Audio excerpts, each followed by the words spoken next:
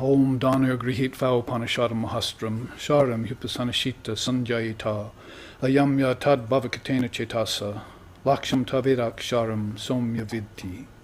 Om Shantihi Shantihi Shantihi. Taking as weapon that mighty bow, furnished by the Upanishads and other non-dual scriptures, fasten to it the arrow of mind, made sharpened by thoughts on reality alone.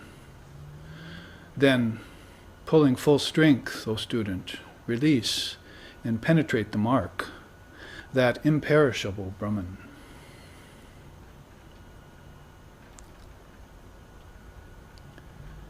Om peace, peace, peace.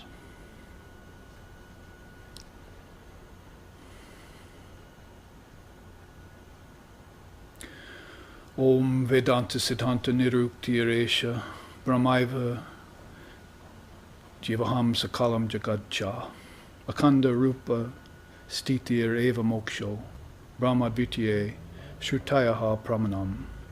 Om Shantihi Shantihi Shantihi. It is the apt and final conclusion of the Vedanta that all is Brahman, time, space, living beings, and the world. Living in constant recognition of this fact is what is called enlightenment. Brahman is pure and perfect, and one without a second. And the revealed scriptures are the sure and certain proof of this fact. Om peace, peace, peace.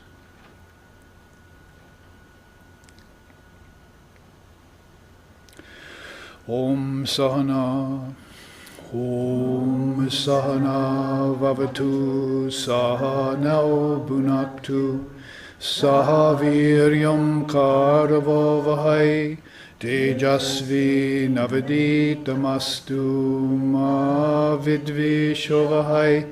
Om Shanti Shanti Shanti. May Brahman, the reality, protect us. May Brahman sustain us. May Brahman illumine our thinking process. May we not find fault with each other, with the world, or with the teachings. And may what we study be a source of inspiration to us eternally.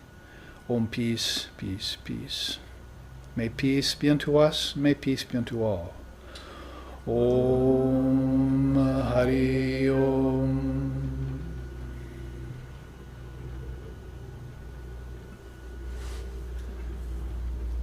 Good afternoon, everyone. At least it's afternoon here in Hawaii. And we are live streaming our class today after a week or two break. And we are sending our aloha to our Portland Sangha in Oregon, to those who are watching, to our San Francisco Sangha, and to our Sangha spread wide across the United States as well, as far as Pennsylvania and New England, and also to anyone in India who happens to be up at this hour watching us, our broadcast here, although of course it will be stored and you can look back on it later. Many, many thousands of hours have been stored up already of watching our videos amongst people who have not always tuned in at the moment we're broadcasting, but are looking back on our satsangs, on our discourses, and that are always being posted. And all having to do with this series of classes that we are given. Remember, we did the devotion of non-separation recently, and before that we did the Advaita of the avatars. And we've gone through and done the Jnanamatra series, the particle of wisdom. And dissolving the mind stream is another series. Many of these are turning into books that are available or going to be available through SRV associations. And so films, books, lectures, discourses, recordings, satsangs, and other forms of atmavichara, that is, inquiring into the nature of our true self, our essence, our swarupa, is what we're doing. And this particular series follows in that same accord. It's called the non-touch yoga, or the word in Sanskrit, asparsha yoga. By non-touch, what does Gaudapada, the father of non-touch yoga, or the one who enunciated it. In more recent times, he lived probably maybe 500 to 600 AD, and he was the teacher of the famous Shankaracharya. He meant, what did he mean by non-touch yoga? Meant really that Brahman cannot be touched by anything. Sri Ramakrishna once said, everything has been defiled by the tongue of man. Everything that's in a form, that has a name, that is an object, and so forth. The worlds, we can say even such things as air have been defiled, haven't they? By the tongue of man means even words and scriptures can be defiled by the tongue of man, misinterpreted or interpolated wrongly. So he said everything except Brahman. Brahman remains ever pure. So that's the idea around non-touch yoga, Sparsha yoga, which this series of a few classes will engage in and lead you through. It's really more towards the point of Advaita yoga, which is another name for it. Non-duality. It's that state that is incomparable, indescribable, and impossible to taint, as we just said, which those luminaries of the highest order arrive at and somehow learn to abide in.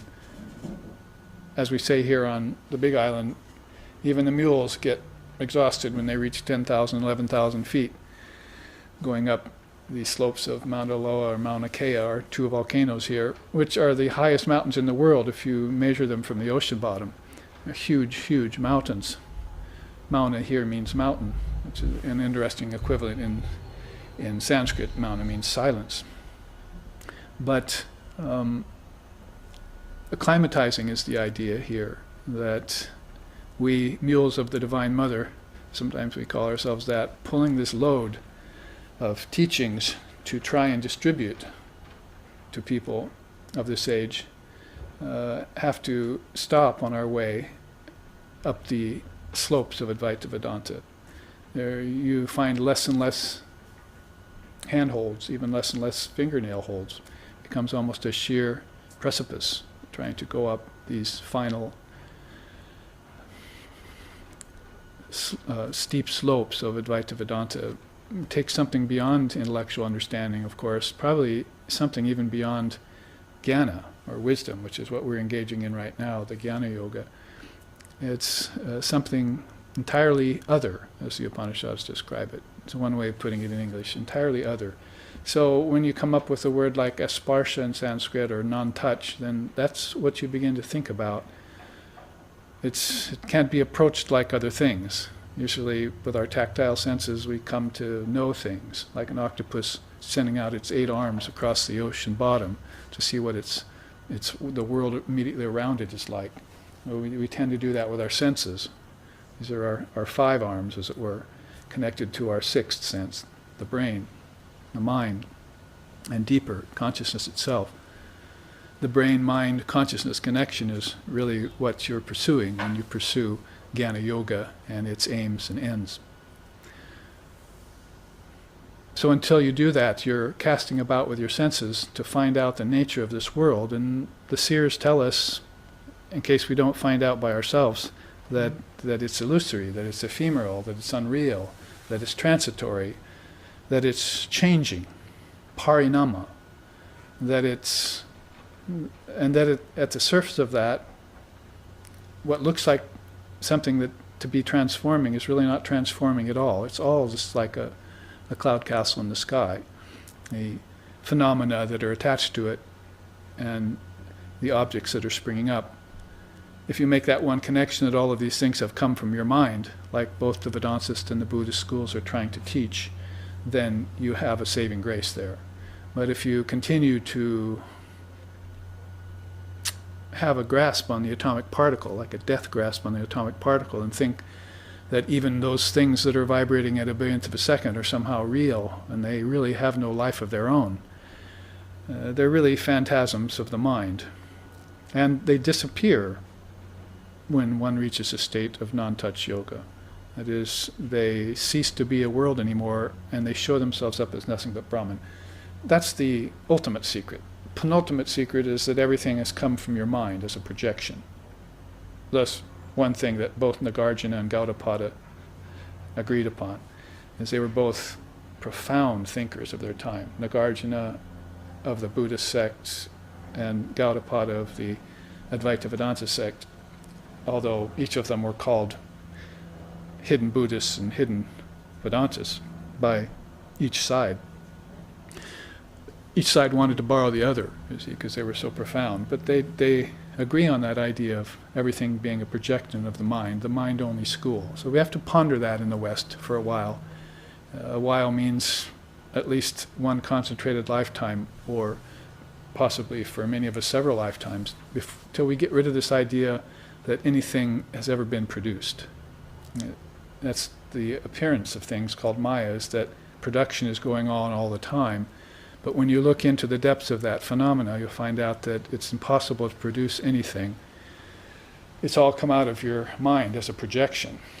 And you would, of course, extend that teaching, and it would become even more and more valid and more obvious when you applied it to something like a soul. If people are thinking that a soul gets produced, like metaphorically out of dust, hopefully you understand that's a metaphorical statement, but even it gets produced in the womb, or it gets brought out of nothingness into somethingness, and then goes to nothingness at the end, beginnings, middles, and ends, then you're really barking up a wrong tree, philosophically, as far as everyone in the East is concerned. So there's a breach of understanding between Eastern spirituality and Western materialism. And beings like Vivekananda wanted to come to the West to try and find a nice amalgam of those two, to bring spirituality of that kind to give to the Westerners, and then take some of the Western mastery over materials and nature and bring it to the East, so that there would be a balance of things. So that, as he said once, man would quit becoming an enemy of man and begin to become a friend of man. He was looking for that day, which we've all sought after and wished for and hoped for and worked towards, even in our own lifetime, since we were in our teens and 20s. We've wondered why the world's the way it is. Well, possibly you're just becoming part of the problem instead of creating a solution when you try and save a world, because a world was never produced in the beginning. It was always Brahman. And where you fell off was that you failed to see it as Brahman. So some of this begins to explain and qualify such a subtle yoga as the non-touch yoga, a sparsha yoga. Now, we know the traditional yoga here. I'm not going to go through this chart. We're not even going to put it up on the screen, because it's just a simple across-the-board comparison between the famous yoga, Ashtanga yoga, and Shankara's version some centuries later.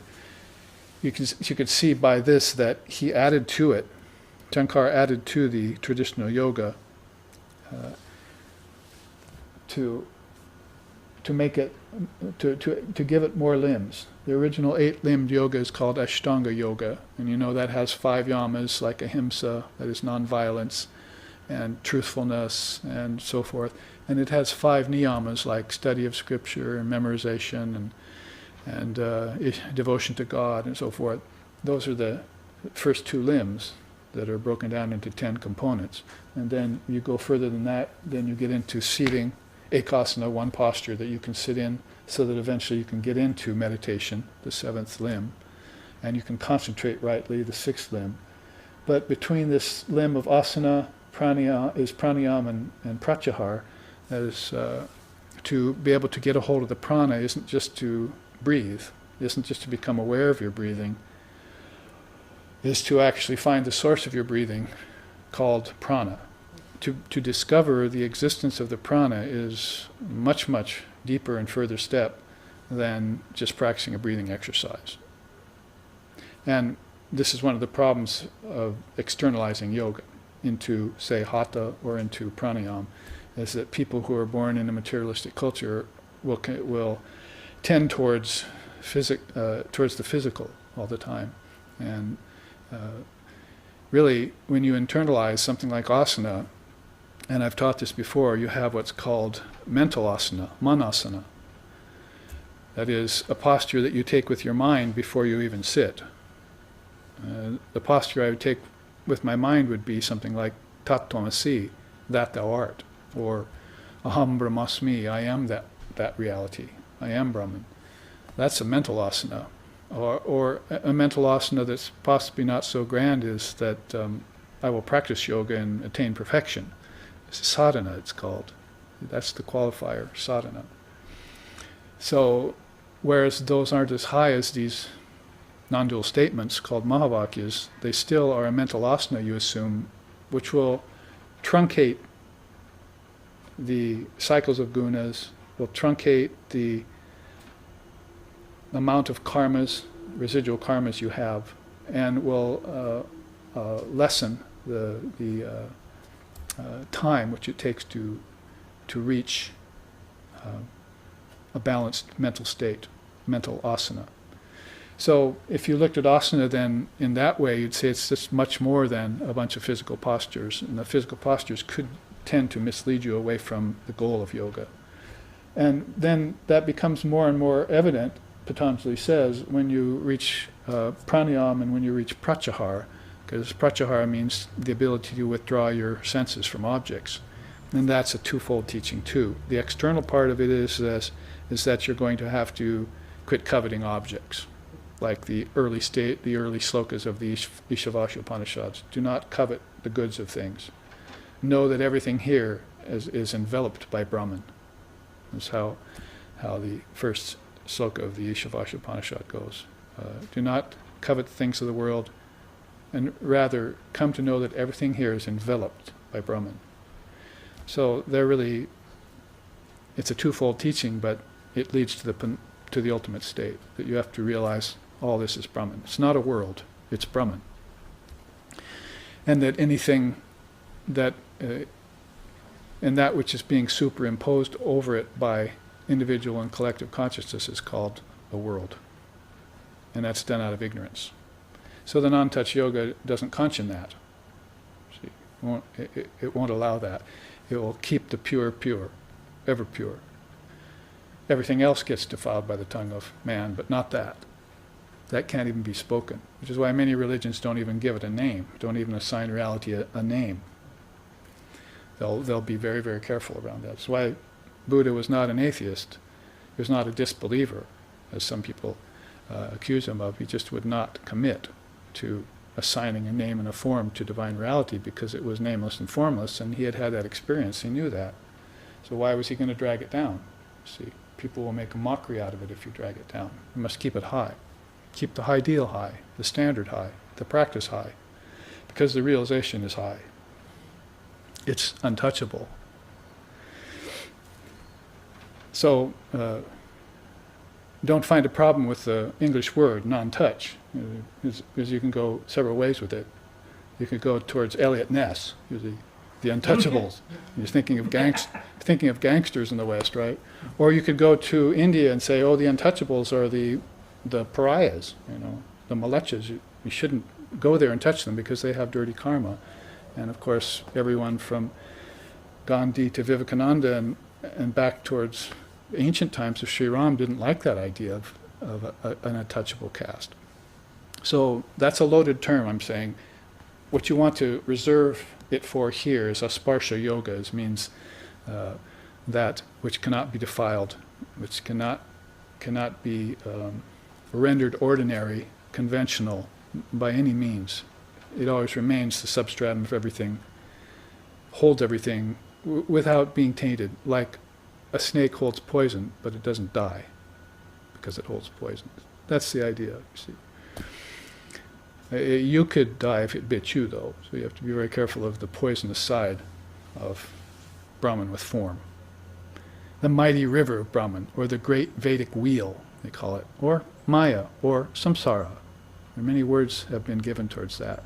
So this is what you're doing when you're practicing pratyahara. You're practicing the early non-touchism, you see. I won't touch that, I'll withdraw from it. Because why? Because I can't really own an object. I can't really know an object because it's come out of my own head. It's a part of my own nature. I'm trying, and when it becomes a solidified form, then it's impossible to know, number one, because it's not what it appears to be, and it's impossible to own. And it's also impossible to give you any fulfillment, any lasting fulfillment. So you're already practicing non-touch yoga when you reach a state of practice like pranayama and pratyahara. So just running through the 8 limbs of yoga, after that you have concentration, meditation, and samadhi. But you can see as we enter into the non-touch yoga that I'm beginning to define the word yoga a bit here for us. Yoga has really, right now, 3 different connotations. It has hatha, which is the physical yoga, which is kind of a craze. And then it has, at one end, you might call it the bottom end. At the top end, it's got its real meaning, which means union. It's a state already at hand. You are never not one with Brahman. I and my Father are one, always have been one, always will be one. That's yoga, union. But then there's a middle part to, a middle definition to yoga on the other side of those gates, and that's called practice. Yoga as practice. And this is where Patanjali was so favorably inclined to grant us this beautiful yoga. Now, this yoga, they say, some of the commentators say all these other yogas are contained in it. That's an opinion. Because you could also say the same of Advaita yoga, for instance. Now, this is a chart I just created a couple days ago, a new chart. Nobody's seen it yet. Because I thought when we entered into the subject of non-touch yoga, sparsha yoga, we should probably know about this term yoga. And now that I've defined the 3 levels of contemporary understanding, yoga as non-duality, union, yoked, to be yoked to something forever. See, that's your nature in Brahman. I and my Father are one. There's no way you could ever separate yourself from your true nature. If a thing is non-produced, then it must remain non-produced. It cannot become produced. So all of this is non-produced. That is, it's only a projection. It has no substance. And it cannot become produced once it appears to be produced. That's kind of the gist of one of the padas of Gaudapada's Karika. The Advaita, the 3rd pada, is that basically something that's non-produced must stay non-produced. It cannot become produced. So if you see it produced, then you ought to doubt it.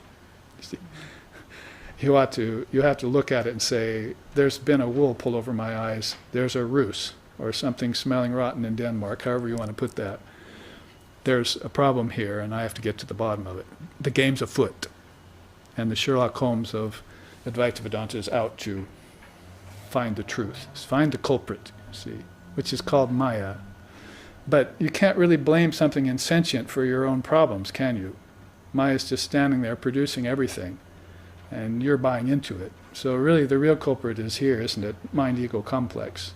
You've bought into the fact that Maya is real. Name and form is real.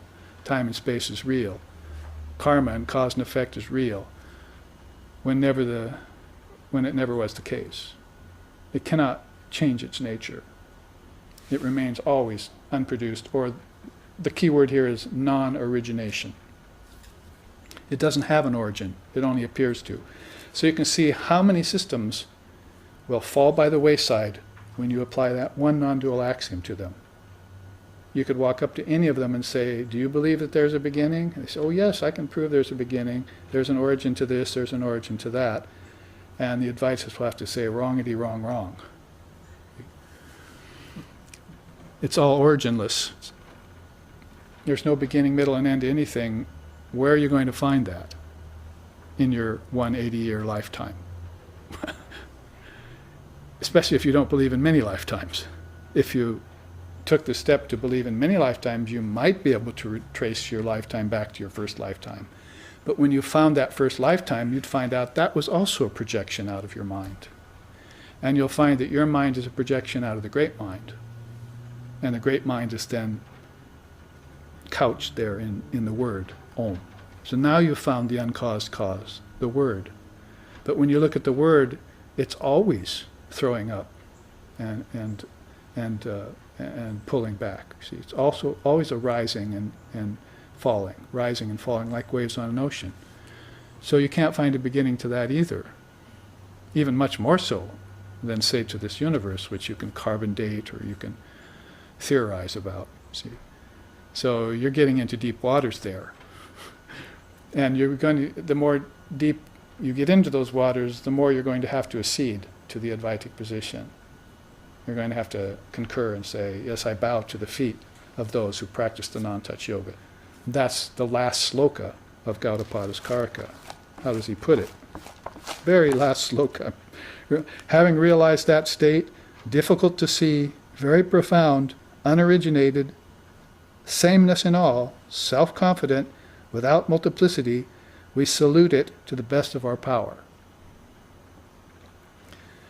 So, means we salute those who practice it, because it itself cannot be seen. It's not multiple. It's not produced. In a sense, you can't find it. It's like trying to find yourself. It's so subtle. How many times have you blinked your eye since I started talking? It's that subtle, you see. It's so immediate. Faster than the fastest, lower than the lowest, higher than the higher, slower than the slowest. That's Brahman.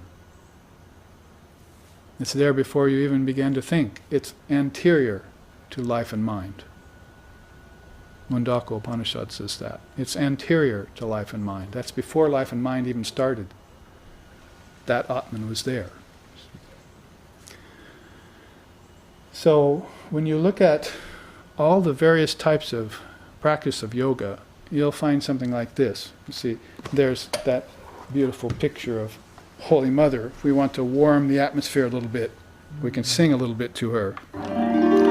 Shri Sharada Devi He Mahamate Shri Rama Krishna Guru Deva Samprite Parama Pavana Hridaye Kali Yuga Dasite Bhakti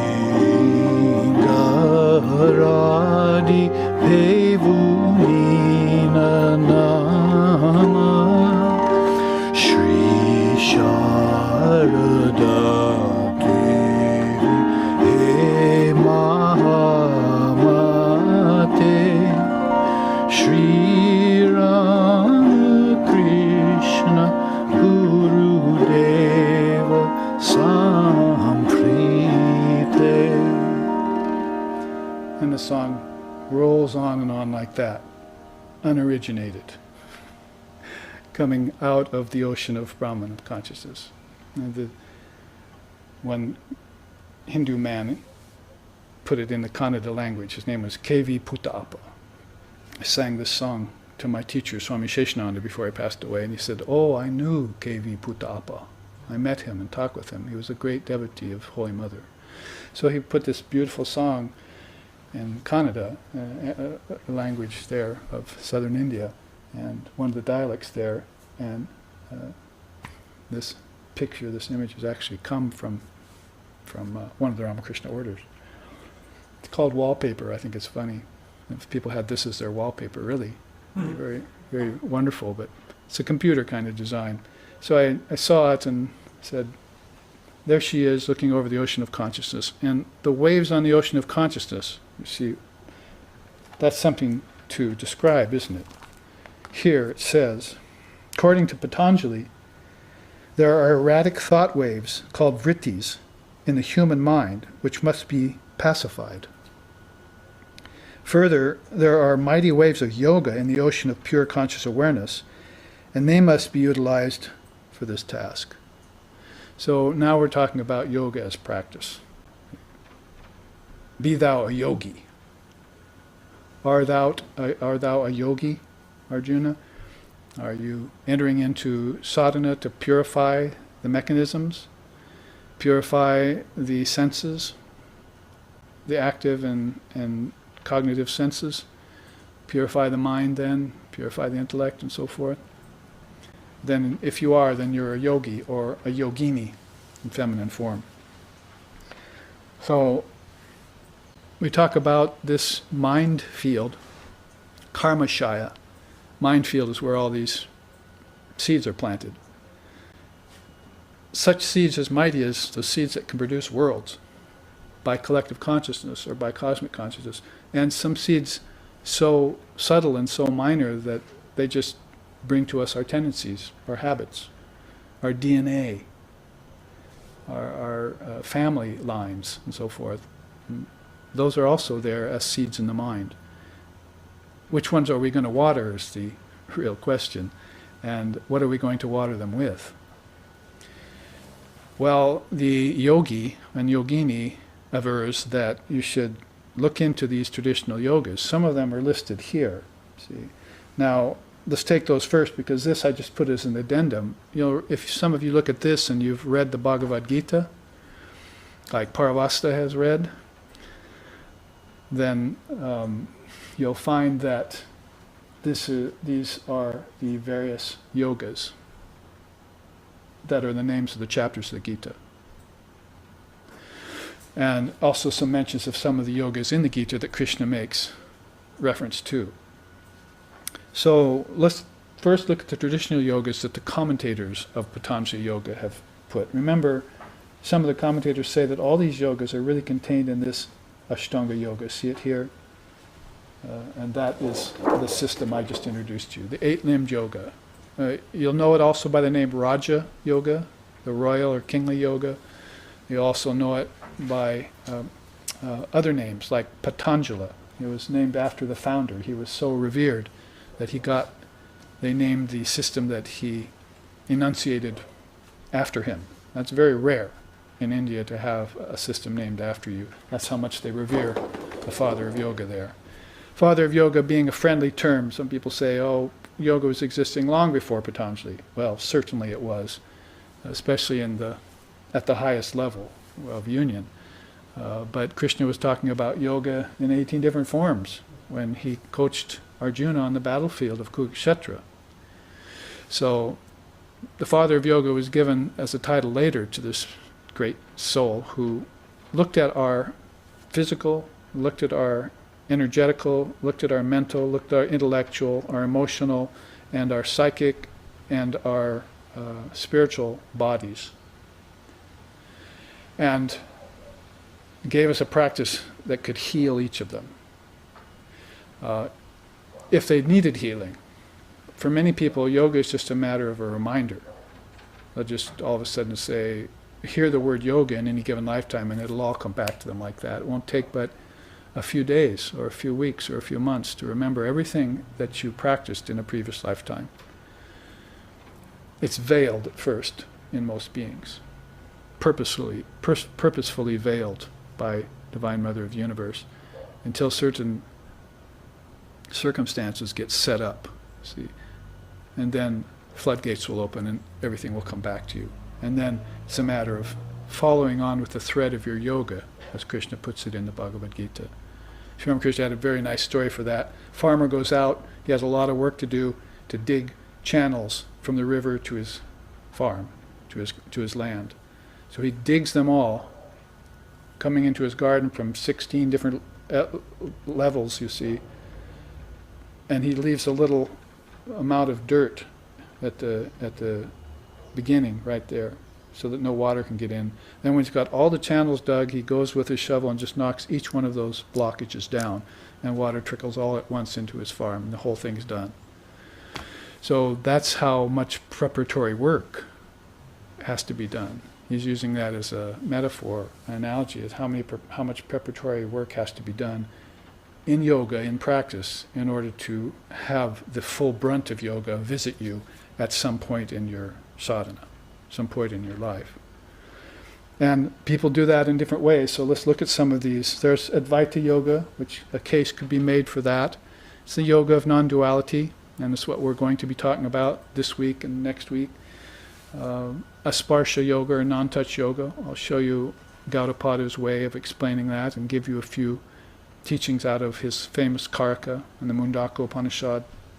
and a few quotes and a few charts that have to do with that. Right below it you see Jnana Yoga. That's the yoga of knowledge, or sometimes they call it the yoga of discriminatory knowledge, which is probably better, because a lot of people are pursuing knowledge, but this Jnana Yoga, this Atma Gyan, as Lord Vashishta used to call it, is a very specialized form of knowledge, probably better called wisdom. When you hear the word wisdom, doesn't it have a different connotation in your mind than when you hear the word knowledge? Wisdom happens to be something that comes from the wise. Knowledge only comes from the knowledgeable.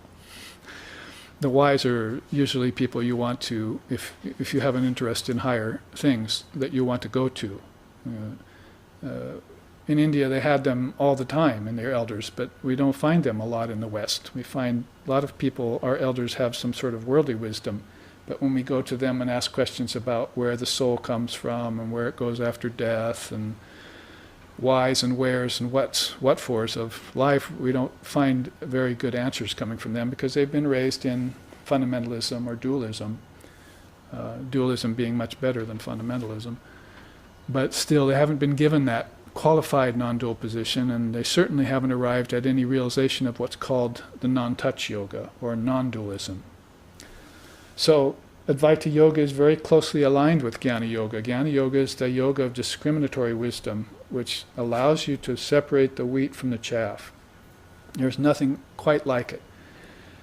So, over here you see Karma Yoga, the yoga of action. So, quite often they say, when Karma Yoga is completed, then you get an interest in Jnana Yoga.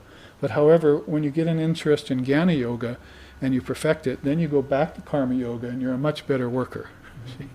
So it's not like you can separate these into airtight compartments. You really have to see them as integrated. So integrated or integral yoga is synthesis of yoga, Purna Yoga. These are names that have been given to yoga.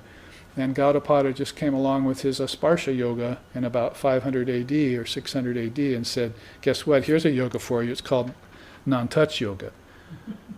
Like saying, can't touch this, right? So that is the formless Brahman that you can't touch. You can't indicate it, you can't sublate it, it doesn't brought about by any kind of conditioning. In fact, the opposite is true. You're going to have to get rid of all conditionings, all modifications, all sublations, by some means, and the means usually taken is yoga. And the quickest of all means is Jnana Yoga. If you do it properly and you have the right kind of preceptor, then that's going to destroy your karmas in one lifetime. Maybe a decade or two, or Swami Vivekananda has a higher expectation for us. He says at the beginning of his book on Raja Yoga, you should be able to become a yogi or a yogini in 6 months. 6 months. I think you've all read that. So he has a very high expectation for us. However, if you read Great Expectations, which is a famous book recommended reading in high school, you'll find out that expectations get dashed in the world. Expectations get met in spiritual life because you have all the tools for them. You just have to use them properly and hear them rightly. Shruti you must hear, yukti you must analyze, and then Shruti, Yukti, and Anubhava, then you must realize. So that's the 3 proofs of truth. Truth has a way to it that is validated by 3 proofs. And that validation is taking place in yourself, ultimately for sure, but it's got 2 very powerful supports, doesn't it? The revealed scriptures, Shruti, or Vidya Shastra they call it, and a good teacher, Guru, Anushasana. If you those 2 also accompany the 3 proofs of truth, so those are systems of triputis that get put together that we've talked about before. So I bring out these 3 first. These 2 because they're often seen as sort of antagonistic to one another, but actually they really qualify and fulfill each other.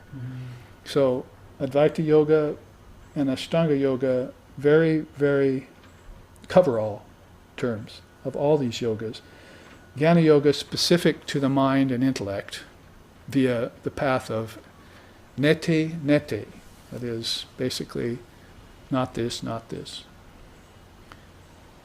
discriminate away the unreal so that you can get to the real. Sri Ramakrishna, if I want to get to my auto harp right now, I have to take out my iPad, I have to take off this folder, see, I have to take off this cloth, then I can get to my auto harp and sing the Nirvana Shatkam, you see. So it is a lot of uncovering to do. And if you ever worked in a kitchen, then you know what that's like, you see.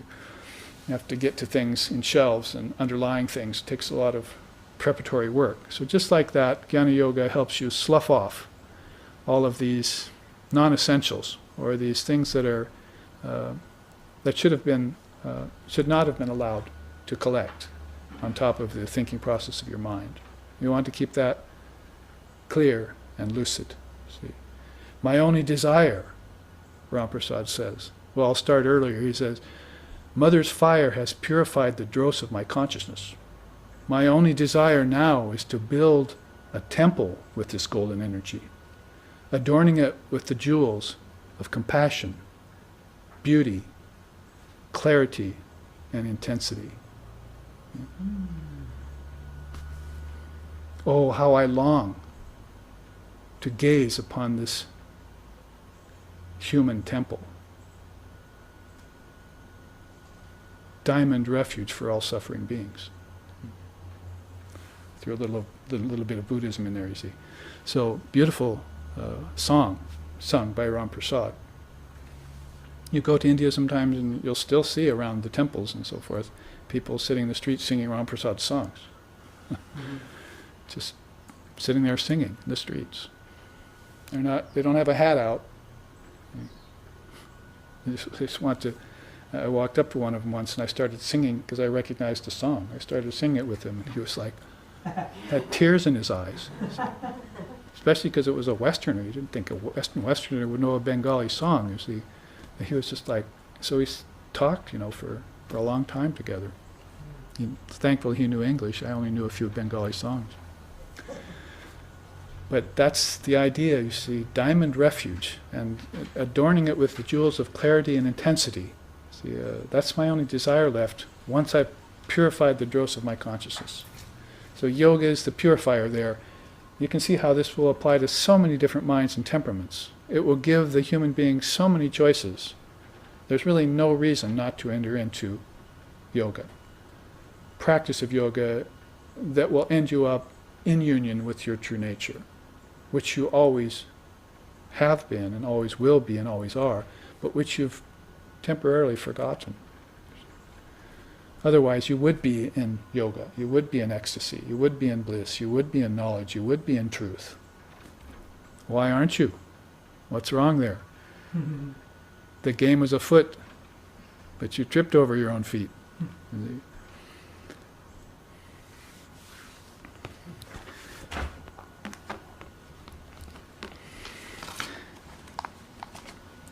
Let's look at a few of these others and go down the list. There's on the far right, Antar Yoga.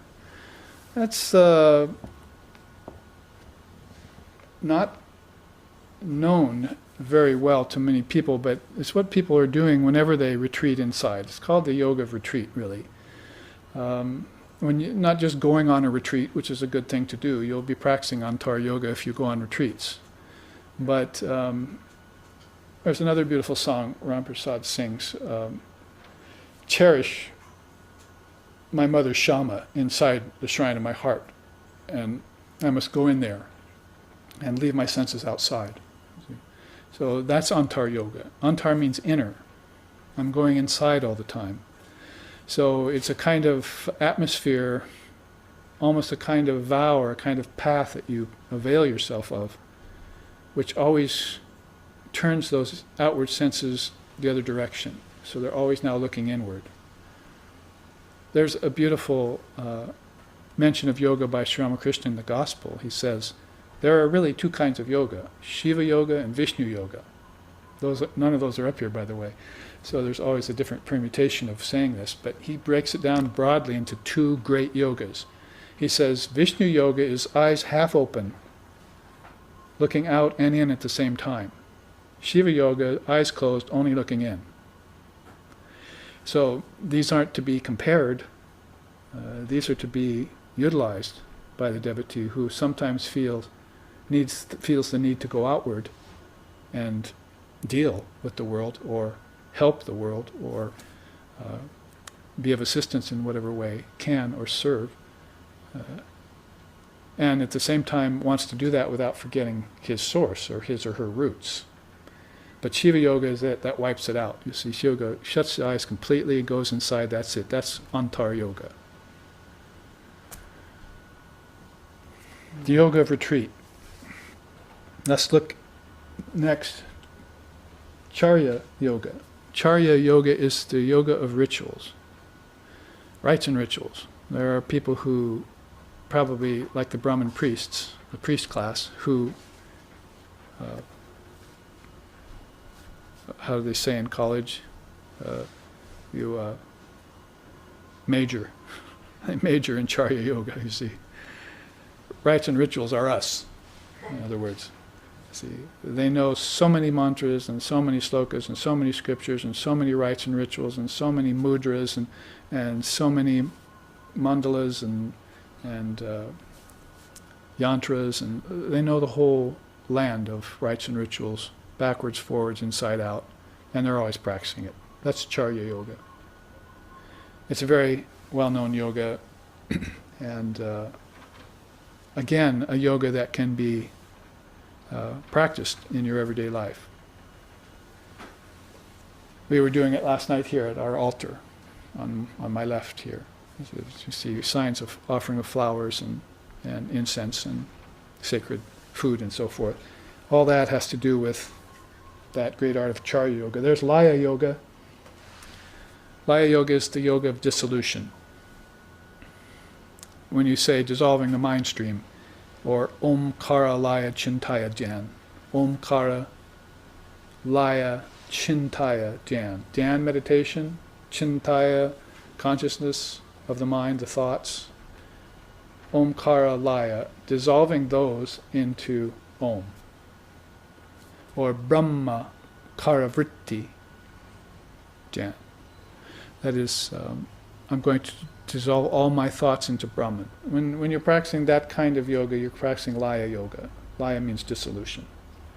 So you're looking to render everything formless. In order to what? To prove to yourself that you are formless, that your essence is formless. Vivekananda put it once, he said, in order to prove to yourself that you're not matter, you must leave matter alone. But are we doing that? Or are we attaching to matter? Are we basing our whole life on matter? On mammon? On nature? On objects? On money? Even on the powers that come from nature? So you should try leaving that alone for a while. You want to practice Laya Yoga, to realize your true nature, those things are in the way. You're going to have to unpile a lot of those things to get to that core essence that you are. And one of the things that you'll come to is the ego. You've probably heard teachings about that a lot. The ahamkara part of the mind is that sense of separate self, or Lord Vashishta called it the separate eye maker. It just makes separate eyes like a baker stamps out cookies, you see, with different cookie cutters. It's pumping them out, you see. So take formless consciousness and take the cookie cutter and just start stamping, you see. And all these egos come out, you see. Some of them ripe, some of them unripe, some of them dangerous, some of them benign. You never know what's going to happen when that form gets going. So we say, then why don't we just dissolve all that nonsense? See, we'll practice Laya Yoga. It's a very powerful yoga, probably not used by the masses, but it's a yoga that probably will be very helpful for you when the time comes to want to transcend your ego and look straight into your original face. Turn and look at your original face. Another song of Ram Prasad starts out saying, he doesn't spend any time or waste any time engaging you or entertaining you. See, he starts out, turn and gaze at your original face. How would you like to meet a person like that? See? Walk up to him, stick your hand out, shake it, turn and gaze at your original face. You're talking about like our founder, Lex Hixon, or like Milarepa. See you and he'd sing a song at you, just based upon how you looked, how you walked, how you acted, what he saw. And the songs wouldn't always be all nicey-nicey either. You'd be getting his rendition of what he sees. And he's an authentic luminary. So it's not like you could disregard it. But if your ego was big enough, you could. If your ego was unripe enough, you would. So, Laya Yoga be very helpful to you. How about Mantra Yoga? We just finished our mantra seminar in Portland, Oregon a couple weeks ago. I'll repeat it here in Hawaii, by the way, and I'm hoping to film it so that that particular set of charts and the art of mantra yoga will be left as a record for, particularly for Western people, because when a lot of the teachers, the acharyas, come from the East and they look at us and they say, "Egads,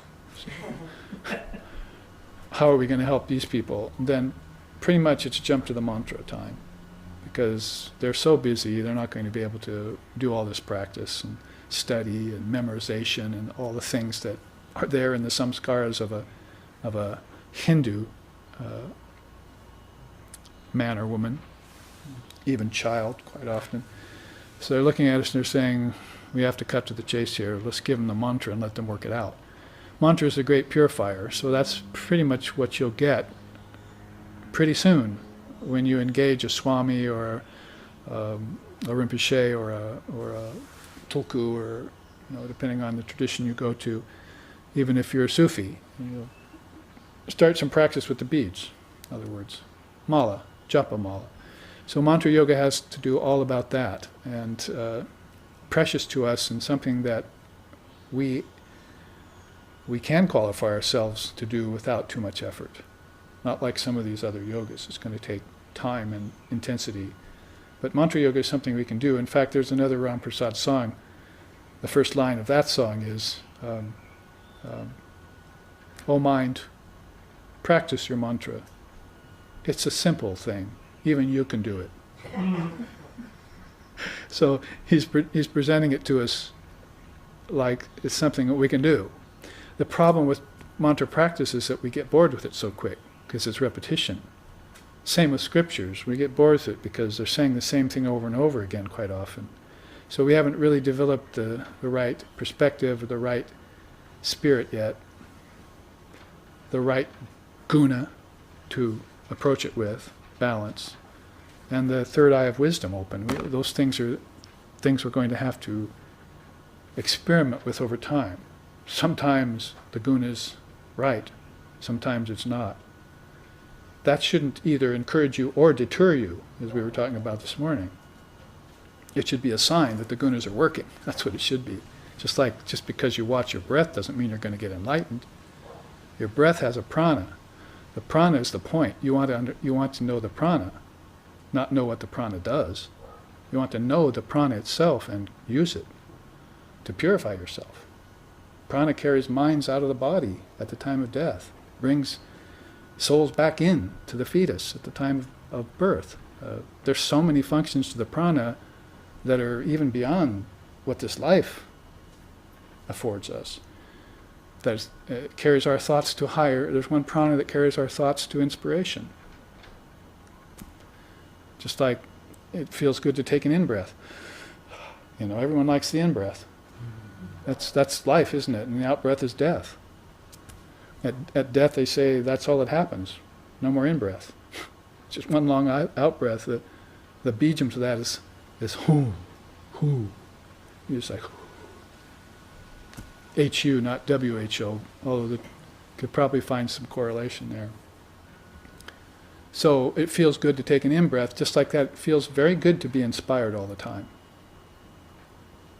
Very good to feel inspired all the time.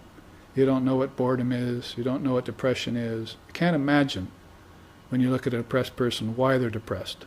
See? If you want to put it as simple as it can get, oh, I see, you just don't have that upward moving prana yet. You just don't have control of that yet. Maybe you don't even have knowledge of it. Maybe you don't believe it exists. Nobody ever taught it to you. So then you breathe to find out about it, and you question the breath. Why? Who is breathing? If you want, you see. Why do I breathe? What is breath? What causes it? You start to pursue the origins of it. So, just like that, exploring something like the mantra will lead you to deeper and deeper levels of mantra. Last night, a fellow was here saying, "Oh, words aren't important." You see that old thing again. You see, so basically, words are consisting of matras, particles. First, they consist of letters. Like, okay, then words don't mean anything, so Om doesn't matter. Om doesn't matter, right?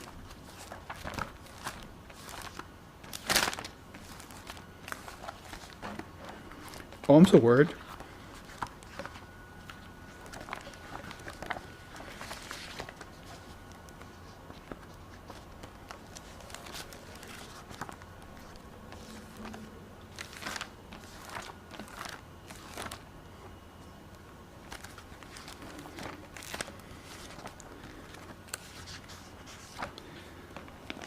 All this world is the syllable Om. Its further explanation is this: the past, the present, the future, everything is just Om. And whatever transcends the three divisions of time, that too is just Om. For truly everything is Brahman, and this self within, Atman, is also Brahman. The self has 4 quarters. The first quarter is common to all, the waking state. That's his field, outwardly cognitive, 7-limbed, 19-mouthed, and enjoying gross objects. The second quarter is Taijasa, the brilliant, the mental condition, dream state for its field, inwardly cognitive, 7-limbed, 19-mouthed, enjoying subtle objects.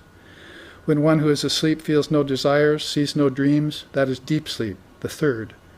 It is called pragya, the cognitional or intellectual condition, having the state of deep sleep for its field, with experiences all unified, with cognition reduced to a mere indefinite mass, full of bliss, enjoying bliss, forming a gateway to all definite cognitions. This is the Lord of everything. It's their knower, their inner controller, their source, their origin, and their dissolution. But there is a fourth state, the wise say, is not inwardly cognitive, nor outwardly cognitive, nor cognitive both-wise. Neither is it an indefinite mass of cognition, nor collective cognition. Neither is it non-cognition. It is unseen, unrelated, inconceivable, uninferable, unimaginable, indescribable.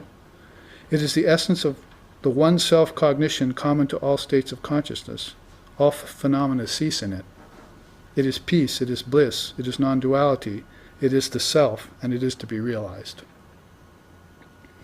This Atman is to be identified with that word, Om, when Om is considered a single syllable. When Om is considered to be composed of parts, the quarters of the Atman are to be identified with the parts, and the parts with the quarters. The parts are A, U, and M. That one who has waking field for his field, that's the letter A, the first part of Om. Because they are all pervasive and have a beginning, one who knows this obtains verily all desires and becomes the very first. Who has dream state for his field is the letter U, the second part of Om, because they are both superior and in between. One who knows this becomes great in knowledge and equal to all. No one ignorant of Brahman is ever born in his family. Pragya, whose field is deep sleep, is the letter M, the third part of Om, because they are like the measure and the end of all others. One who knows this measure measures everything in his knowledge and comprehends everything within himself. The syllable Om and its parts is soundless, the aspect of the fourth, devoid of phenomenal existence, supreme bliss, and non-dual. Thus the syllable Om is verily the self. That one who knows this merges the self in the self. You just heard an Upanishad, an entire Upanishad, in 12 slokas. That's called the Mandukya Upanishad. You can read it in 3 minutes. And it's all about a word. So tell me words aren't important, that words don't lead you to understanding of the 3 states of your awareness, waking, dreaming, and deep sleep. and that it doesn't lead you beyond the three states of awareness to knowledge of Turiya, Samadhi, the fourth state of awareness, which everyone's talking about, yoga, the non-touch yoga. So this is the importance of words. Now just take the time to sit with them. Take the time to sit and contemplate them. What's your hurry? You have somewhere to go? Are you after enlightenment or not? Get your asana together, get your breathing together, get your mind focused, and take that in and sit with it. And pass your time contentedly and be free, as Shankara says in the Vivekachudamani, which is one of those scriptures filled with so many unimportant words. Mm-hmm. So we're really talking about Jnana Yoga there, but we're talking about Mantra Yoga too. They share that premise of words. Wisdom words. So there are Mayic words, there are Mayic mantras like how's the weather, or how are you doing, or worse. 5 or 10 just flashed in my mind, but I won't repeat them. And then there are higher grade mantras. See, like, who am I? And then there are super high grade mantras, Mahamaya mantras, you see, which go cut straight to the chase, see, which open the doors of the inner reality. Knock and it shall be open to you. That's done with a very high mantra. You pay the guardian at the gate with those mantras, and they let you through.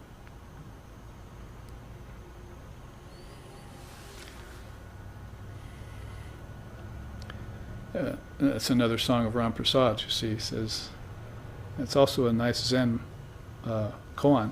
See, there's only authentic coin in this treasury. Mm-hmm. There's only authentic coin in this treasury.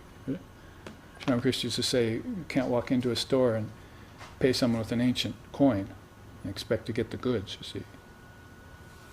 So you have to use the right coin in the right situation, the right province. So these mantras apply to spiritual things.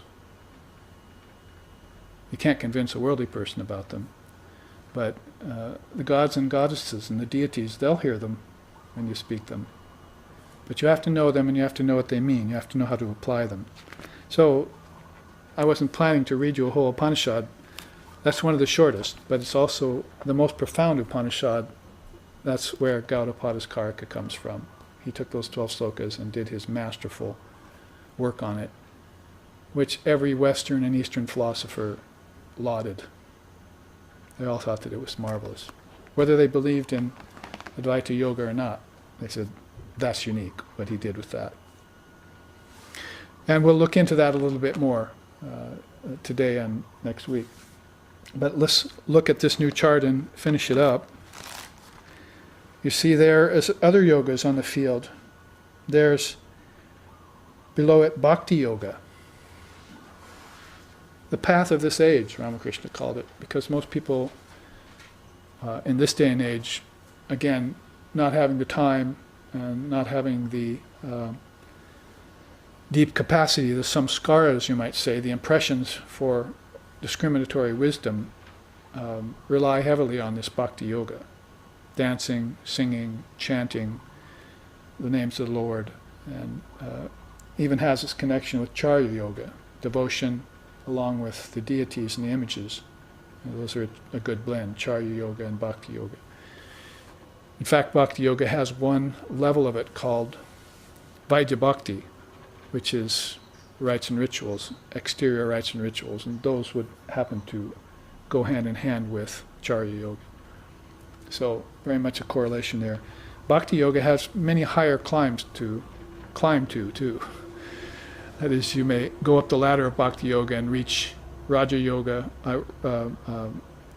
Raga Bhakti, and then reach Prema Bhakti too, which is ecstatic love for God. So it's a path equally important and equally as powerful as Jnana Yoga. The two wings of the bird is how my teacher used to describe them, Bhakti and Jnana. And Vivekananda came along after Sri Ramakrishna as his great student this great disciple, and an illumined soul in his own right, and said that if, intellectual yoga is good, I'm paraphrasing him, intellectual yoga is good, but if it doesn't have the devotional yoga to check it, it can become dry and sterile. On the other hand, the devotional yoga is very good, but if it doesn't have the intellectual yoga to check it, it can become very emotional. So, a very nice assessment, a way of putting it. The two wings of the bird have to be in unison for the bird to get off the ground. But first of all, it has to have two wings. A broken wing or one wing is not going to do it. So, one-sided person, too many of those. We need people who are at least two-sided, or maybe three or four-sided. How about 16-sided? How about coming to know all these yogas and knowing when you're practicing each one? You might go into retreat and say, okay, I'm practicing Antar Yoga now, instead of saying, oh, those people are practicing Antar Yoga, I don't do that. See, that's their path, not mine. Because this is why I put this chart up here. See, I mean, you might as well look at it too. You've seen it before, some of you. But basically you can see that there is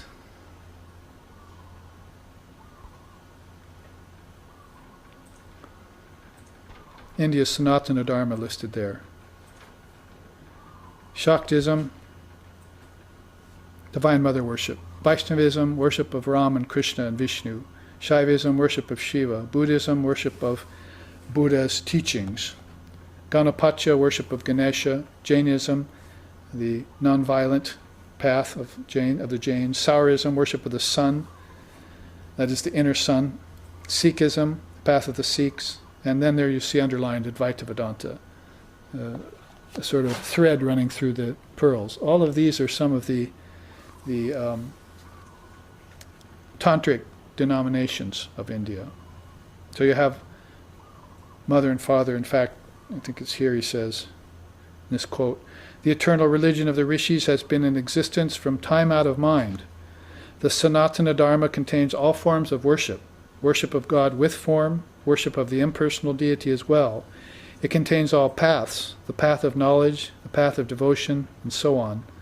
Other forms of religion, the modern cults, will remain only for a few days only and then disappear.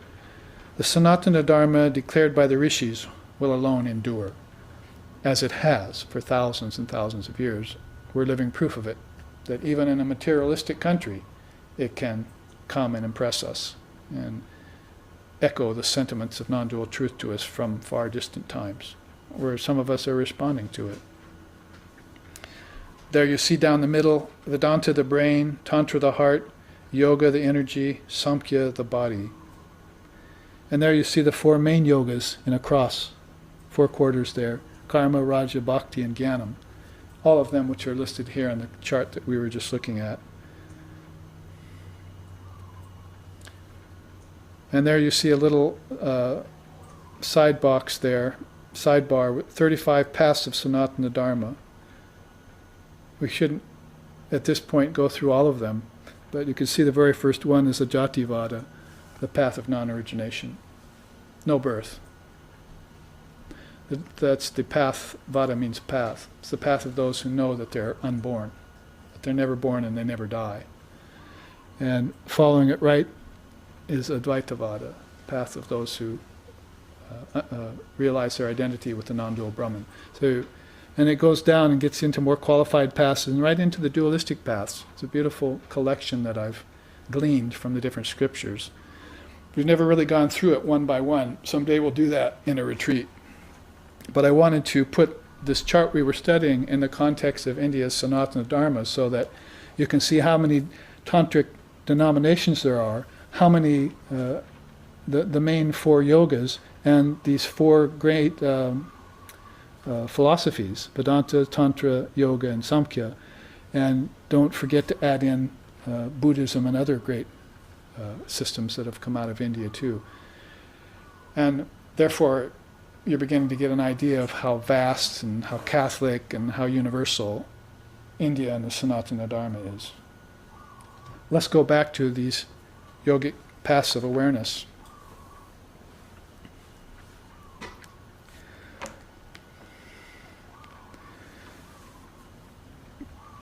we will be investing you with the fire of yoga, or you will be investing yourself with the fire of yoga if you understand these. That's what Vivekananda says here. He says, sitting up on the snow peaks of the Himalayas, I repeat from the Upanishads, quote, he has neither disease, nor decay, nor death, for verily he has obtained a body full of the fire of yoga, unquote.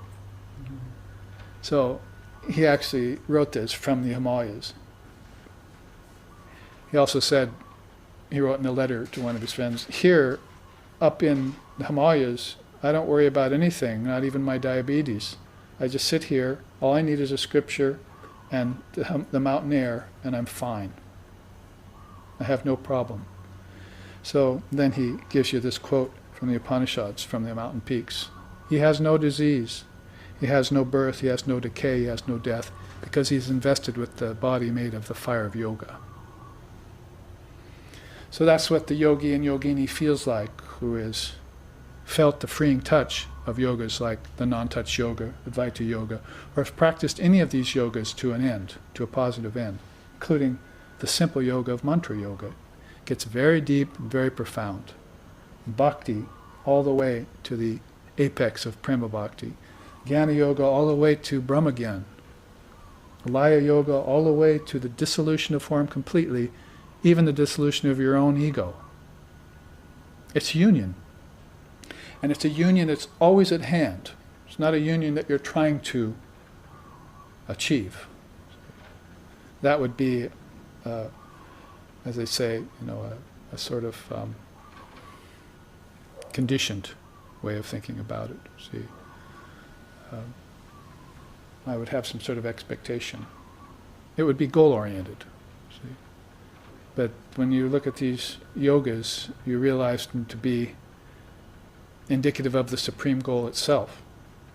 And that's what Gaudapada says here about the Tathagata. See, the meaning of Tathagata Garbha. We were talking about that this morning at our satsang. What does Tathagata mean and so forth.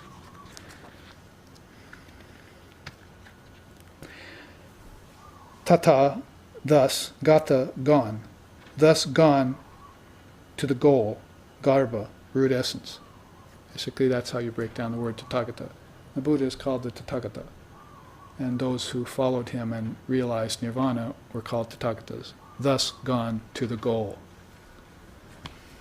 Have no hope for me forevermore for the world. I am gone and gone forever, is how that was put. Or gatam gatam paragatam, famous Buddhist sloka.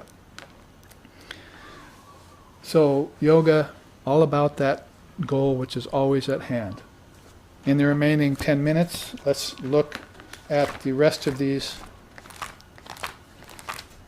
on this chart, which I created specifically for this class, to get us into that feeling of non-touch yoga, to help us understand the word yoga and its implications.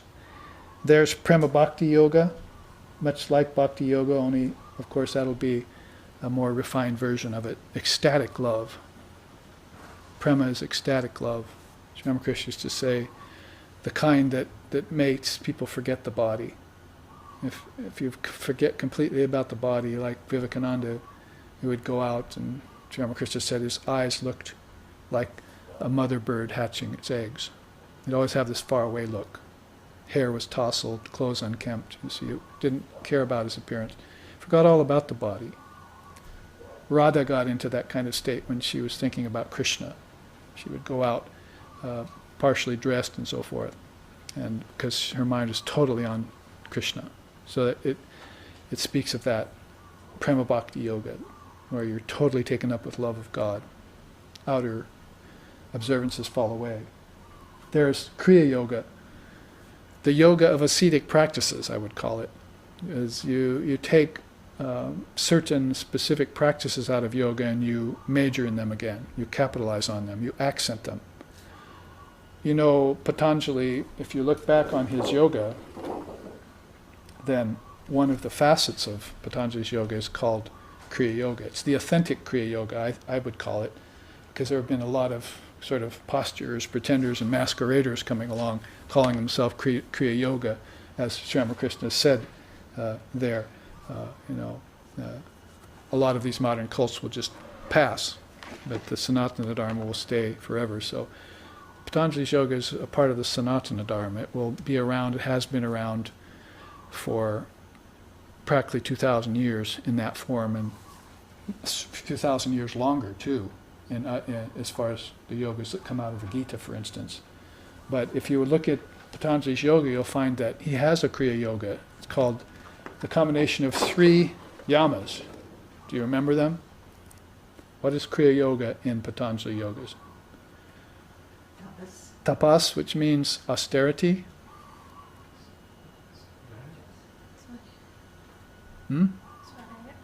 Svadhyaya, which means study of scriptures.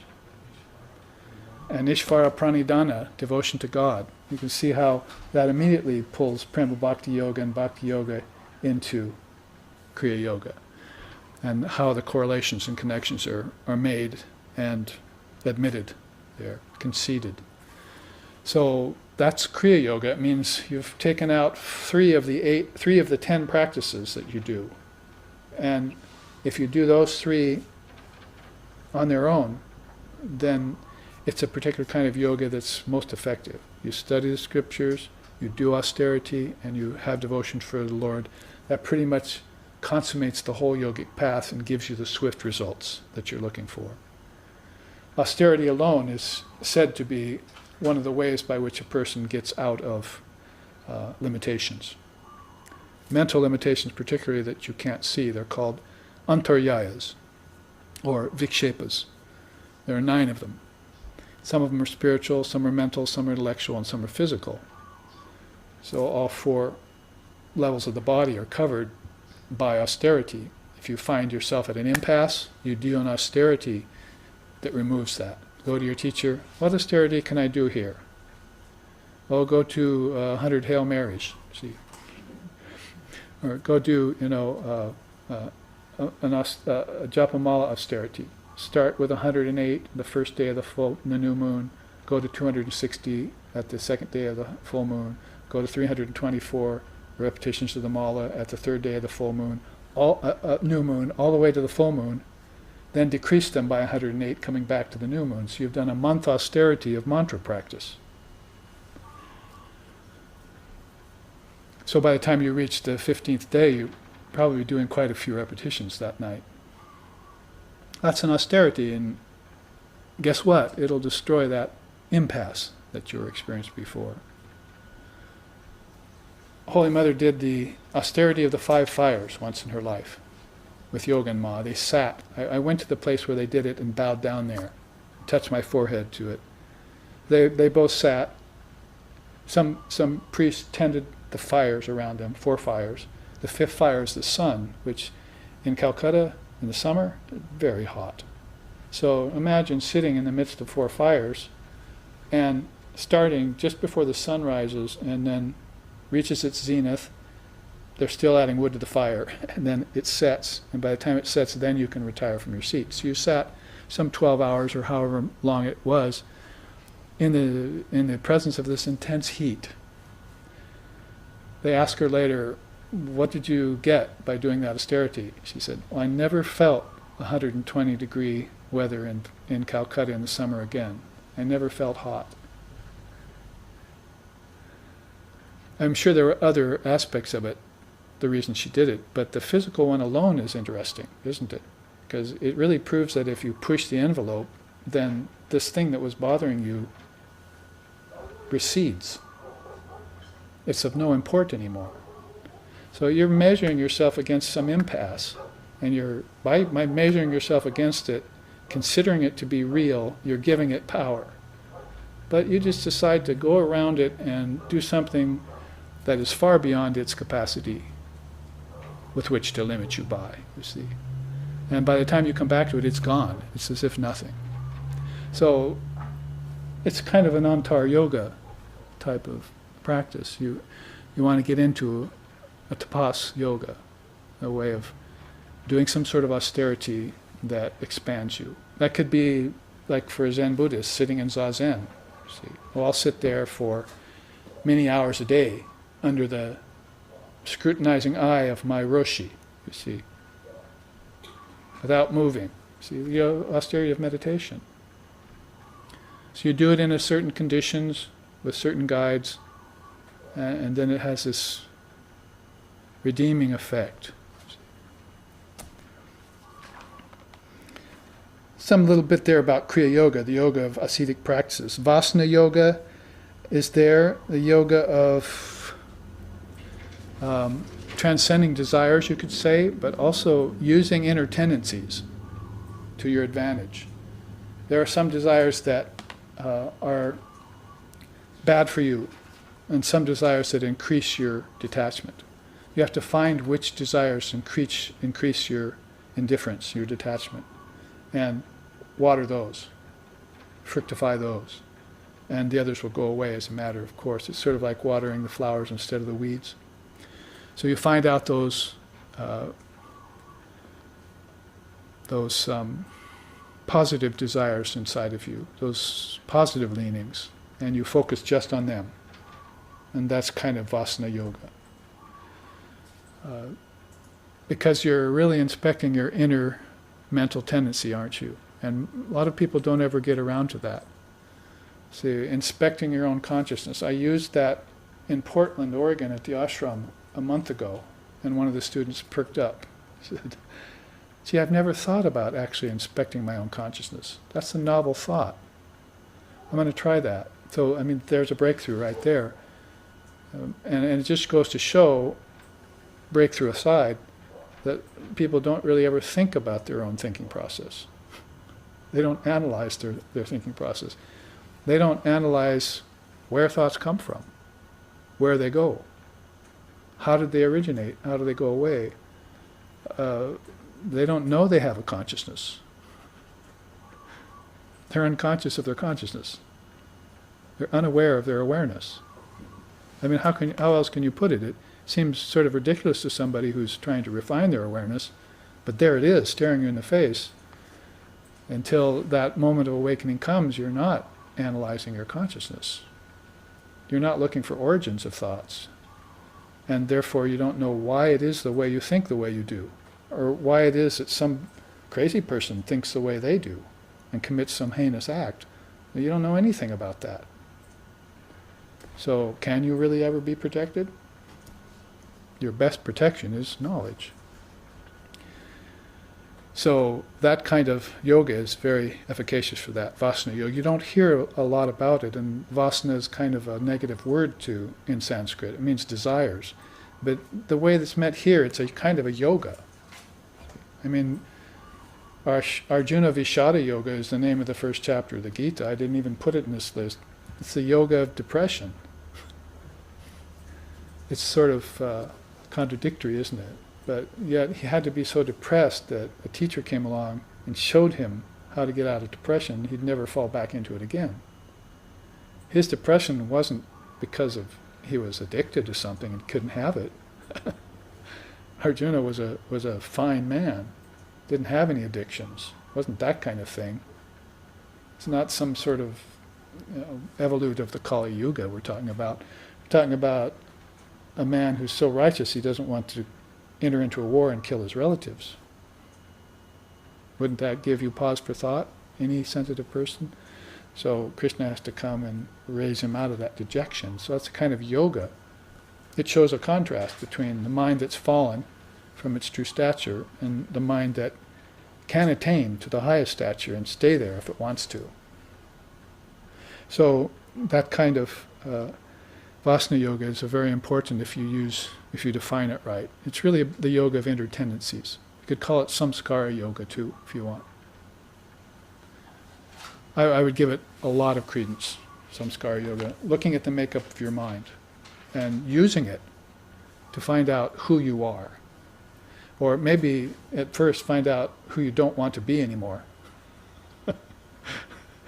Because when you see some of the vasanas and samskaras, you might say, how do I get rid of those? I better practice some Laya Yoga, you see, really quick, to dissolve those, right? So let's bring Vasana Yoga and Laya Yoga together and practice them. This is the universal path. we'll come back after our break and look at the remaining 4 or 5 of these. This is really, as I say, warming you up for some very cerebral teachings about non-touch yoga that Gaudapada has for us. I have a whole chart on it that I'll show you. But this chart is a sort of appetizer to get us into the meaning of the word yoga, and also what great variety there is in yoga for the practitioner. So here we will take our break, and the live streaming audience can see these charts close up while we return in about 10 or 15 minutes.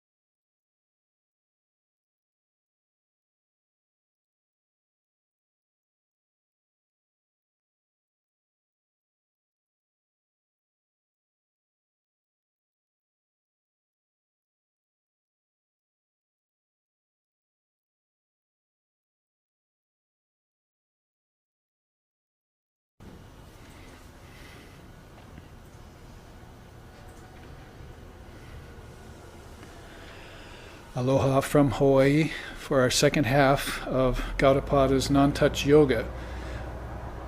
We are working towards that chart called non-touch yoga, where we will see the specifics of it. But before we do, I'm setting the stage, and that stage that I'm setting is all based upon that very important word. Remember, their words are very important to us, and one of the most important words, along with Om, as we looked at the Mandukya Upanishad in the first half, its 12 slokas, is that word yoga. So we're not only just defining it, as I said, on 3 levels, yoga as union, perpetual union, yoga as practice, and then yoga as a sort of a physical obsession that is going on. So those are 3 words be good to look at and raise ourselves up to that yoga as practice, 8-limbed, that caters to all sides of our being, not just the physical, and caters to much more than just our health, too. You can be sattvic and be a very healthy animal with a healthy mind and body, but you still have not bridged or broached the jnana wisdom yet, and what it means to have no mind rather than just a healthy mind. That, of course, is the yoga as union part of yoga. So we've been defining it that way in a triputi, as is very usual for Indian teachings. And then we've been looking at all the different yogas based on this new chart that I put together this last week.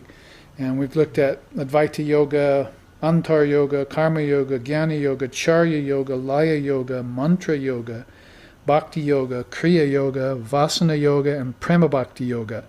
The whole first half of this ocean of consciousness. Very well put symbolically, as Holy Mother here says, the truth is this: that one who is really anxious to cross the ocean of this world will somehow break his bonds. No one can entangle him. So that's that mumukshutvam, or that desire for freedom. Again, back to where we left off, isn't it? Vasana yoga means the yoga of desires. So using those positive desires or those positive leanings in you to move towards that one definitive desire called mumukshutvam, the desire for freedom, has to be authentic, has to be intensely and sincerely felt, and it has to be long-lived. That is, if you fail to develop it, you have to try and try again. Resting is okay, giving up is not, as they say in the yogic path. And that's going to be according to our capacities. Some of us have great capacity in some of these yogas and very little or no capacity in other of them. And we all vary in that way. So that's why Vivekananda said, it may be that not all of us will reach enlightenment in this lifetime, but we can reach a sort of collective enlightenment. It's a very interesting thought that was particular to him. I haven't heard anyone in any scripture in any time ever say that we could get enlightenment as a collective body. It wouldn't be the kind of enlightenment that comes about by something like Laya yoga or Advaita yoga, but it would be better than salvation. It would be better than just kind of depending on a savior, because the savior, as you'll hear on September 1st, the title of my talk at the New Thought Church is called Incarnation or Avatar as Exemplar, not Savior. So if we look at the incarnation as an exemplar, we know that he has come to announce that he is the light of the worlds and that we must be perfect, even as the Father in heaven is perfect. So it's leading us towards a kind of yoga that is, you might say, rather like a description of Ramakrishna Loka in this day and age. It might be that you wouldn't get your formless nirvikalpa samadhi. Very few have gotten that. Even very few among Ramakrishna's disciples had it. But you will get this loka of freedom, of freedom with form, freedom to play, freedom to live dharmically, freedom even to come back dharmically in a realized state and be a blessing into your family, whatever family you choose to be born into. That's going in another direction, the palette of spiritual life and rebirth, as we looked at before. how to paint that canvas of your next lifetime while you're in this lifetime.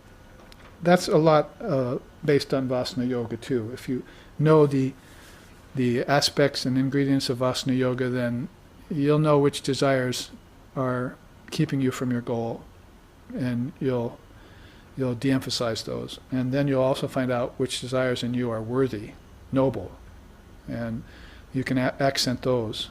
And so it's a very powerful yoga. I'm just picking that up because that's where we left off at the first half. Now let's look at these other four. One of them we've already looked at is Ashtanga Yoga. Remember, that's a name for Raja Yoga. It's also a name for Patanjala.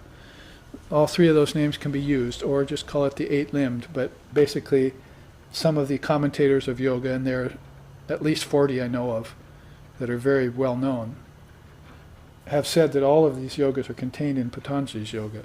So we have to mention Ashtanga Yoga there as a sort of pillar, a sort of corner, a foundation corner of the whole building of yoga, because it is so well constructed and it contains so much. I mean, call the yamas and niyamas yoga if you want. There's the yoga of nonviolence, there's the yoga of truthfulness, there's the yoga of purity, so forth and so on, you see. The yoga of non-coveting. Practice one of those yogas and you'll be mastering a yama. You might think of it as a yama and think, oh, it's just an observance or it's just a moral practice or something. Try thinking of it as a yoga and selecting it for your yoga. It would be sort of like selecting a bhava. You know what a bhava is in Vaishnavism? Like, I'm going to practice the bhava of father and son, or I'm going to practice the bhava of mother and child, or I'm going to practice the bhava of God is my friend, or he's my beloved and I'm his beloved. There are different relationships that you practice. Well, in the same way, you can practice different yogas. As Krishna shows you in the Gita here, all of these are different yogas that you can put the rest on hold and just concentrate on that one, and that's going to be very good for your spiritual life. You think it's all just going to be one practice of some particular path and it's all over? Or is it that one just plays off the next and feeds off the next, and mastery develops in a whole wide field by degrees? Most people proceed by avastas. The very first chapter of Gaudapada's Karika is called Om and its avastas, the word and its avastas, the word and its stages. So going step by step in stages is a kind of yoga.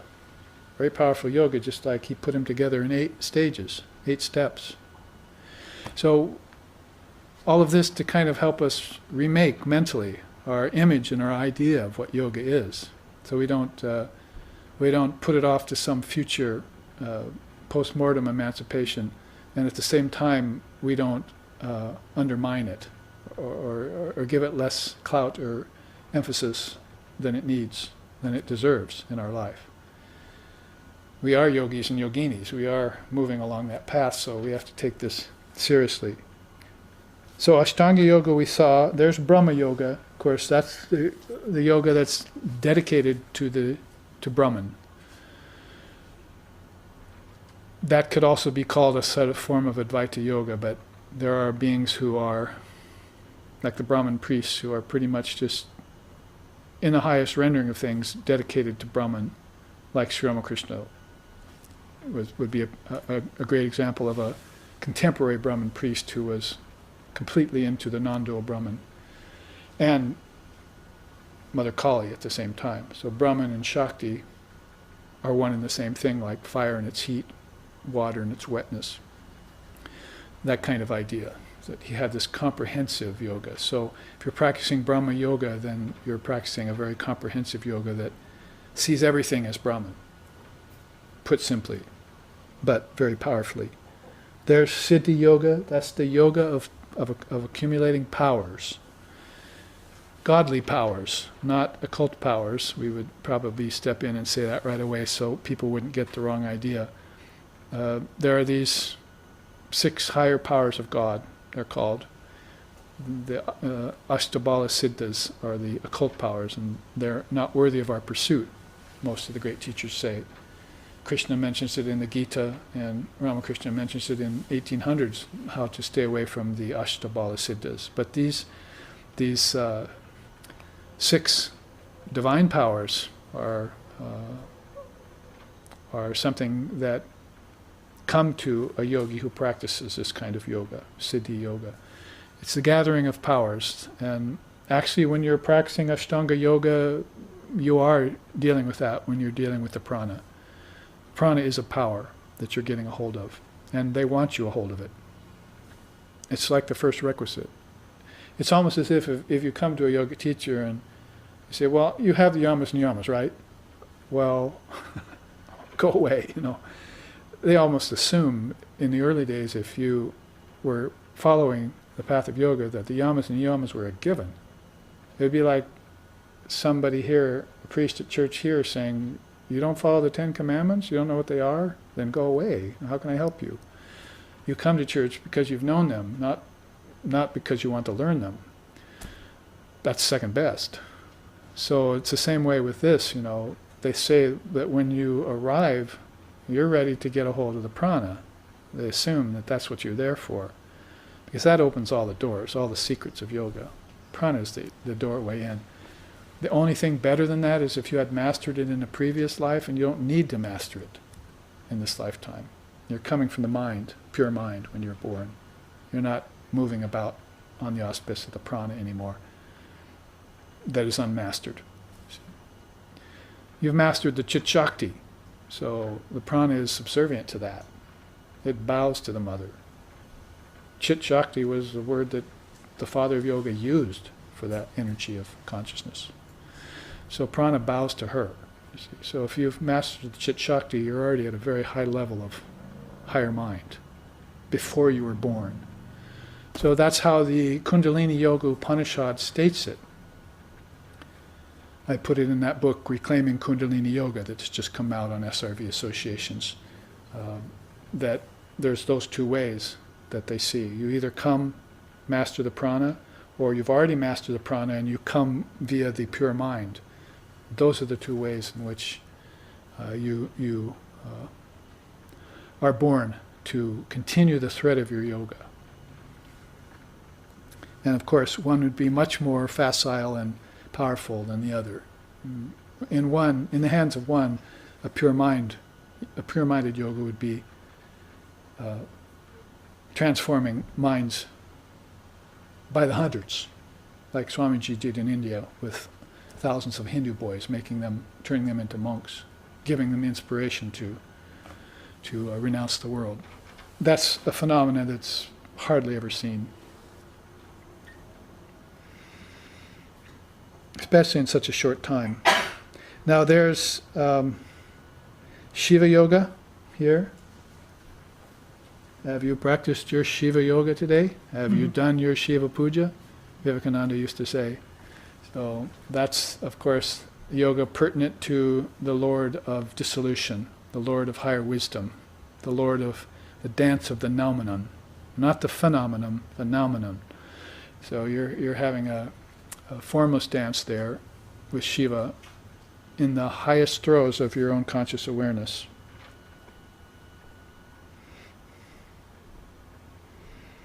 There's Dhyan Yoga. I almost didn't put Patanjali's yoga there. I was just going to mention that all of these could be found in it, pretty much. But Ashtanga Yoga really is Dhyan Yoga. The whole purpose for Patanjali's yoga is to get you into meditation and samadhi. It's just that you can't jump to it. And we see that in the experiment in the West since these teachings arrived to us. They arrived to us, 1893 with Vivekananda, but we didn't really become aware of them collectively until the 60s. When the media got a hold of it and people came along and they started practicing yoga and getting interested in the Gita and following gurus. But unfortunately that was mixed in with drugs and other things that came along with it. So it wasn't left as a pure experiment in a laboratory of close observation. The reason they did it was for pleasurable experiences and ecstasies and visions and all that. All of those being 3 different levels, really. But the reason you should do it is, to develop your witness consciousness and detach from pleasurable experiences, to be able to see that all of these things are dreams and you're the dreamer, if you want to put it tantrically. If you wake up to the fact that you're dreaming, and then you can turn off the dream and you can turn on your awake state. It's like switching a light on in the darkness. So that being the case, people tried to jump to meditation is where I was going with that. They just started meditating and they didn't have any ground for it. And 40 years later, 50 years later now, in the second decade of the second millennium, we're left in that lurch. A lot of people have been practicing yoga for 40, 50 years, and what do they have to show for it? Are we finding enlightened yogis in the West? Precious few, if any. Are enlightened souls being born with enlightened parents? Are they being born with dharmic parents even? Like Krishna mentions in the Gita, being born with rich parents who are following the Dharma. Pretty much being born sometimes, if you're lucky, with rich parents who aren't following the Dharma. They're just following the Dharma of money. So all of these things have to be looked at with frankness and openness, and we have to face off against this tendency to materialize. If you follow the Western materializing consciousness, then you will lose your race in 3 generations. Who said that? Swami Vivekananda told the Hindu people that before he passed. If you follow the materializing Western civilization, then you will lose your race in 3 generations. So that's how important is this meeting of 2 fists, the rock and the hard place, between keeping spirituality, true religion with a capital R, alive by knowing the philosophies and the yogas, and this other opposite force of materialism, sensualism, and where it can lead, even as low as hedonism and war and evils and so forth being perpetrated on and other negative results of that kind of adharmic lifestyle. So the dharmic lifestyle is very important to follow. We need to not just jump to meditation, we need to gradually, by avastas, by stages, set up the stage for that meditation. Om Shrutehe Shatagunam Vidyan Mananam Mananarapi Nidhi Jasam Lakshagunam Anantam Nirvikalpakam. Shankara said it best. He said, to hear about Brahman is good, to take teachings on Brahman is better, to meditate on Brahman is better still, but best of all is that meditation which all doubt dies away. All doubt about the nature of reality, about the doubt about who you are, dies away forever. So that's stages. You hear about it, you take the teachings, and you practice, and then you realize it. And if you leave out the first 3 of those stages, that 4th stage is not going to be very mature. Even if you happened, by some grace, to get a high experience in meditation, what good would you be to the world if you can't teach it? If you can't come back and share it with your brethren, you see. You're just getting a sort of individual liberation. But Swamiji wiped his hands of that. He said, we can have bhakti and mukti later. Right now, we have to serve humanity and get them into an illumined state. Just help them destroy their ignorance. So he was very clear about putting off your individual liberation till later. Why is that? Because it's really a misnomer. You're always liberated. It's not something you can have all of a sudden. See? You're always liberated.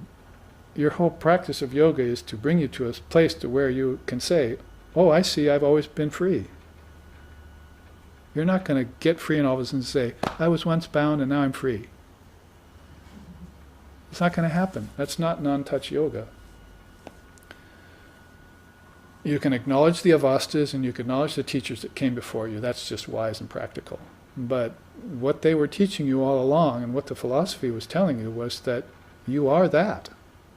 And India has not ever been more, there's been no place like India and its teachers that have ever told you that so profoundly and so directly. That thou art, in 3 words. So, put these together and call it yoga. See? Let's look at yogas of the Bhagavad Gita.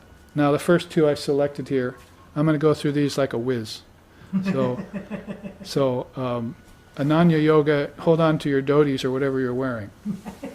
Your chuddars, your saris, or your Western clothes. Ananya Yoga is the yoga of devotion, non-separation. Adhyasa Yoga is the yoga of constant practice. These are pretty much, especially that second one, is an overall general yoga. I mean, you could say there are specific yogas, but when you say Adhyasa Yoga, it means whatever yoga I've selected, I'm going to practice it all the time. That's Adhyasa Yoga. It's not something I'm going to go in fits and starts or run hot and cold with. I'm going to take it up, I'm going to practice it, and I'm going to realize its essence and then it'll become a part of my arsenal. See?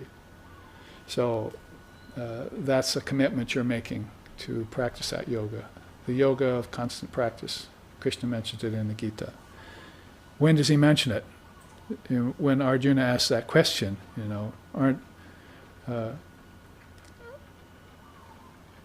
what if I can't realize Brahman in this lifetime? Won't my mind just be rent apart like a cloud by the wind at the end of my life? And I deem this yoga, this mind, as hard to control as the wind, he says. And Krishna comes back and says, I see it is hard to control, but it can be controlled by Adhyasa Yoga. It can be controlled by the yoga of constant practice. So Abhyasa Yoga is very important for that. Samkhya Yoga is the yoga of varieties. Yoga of varieties.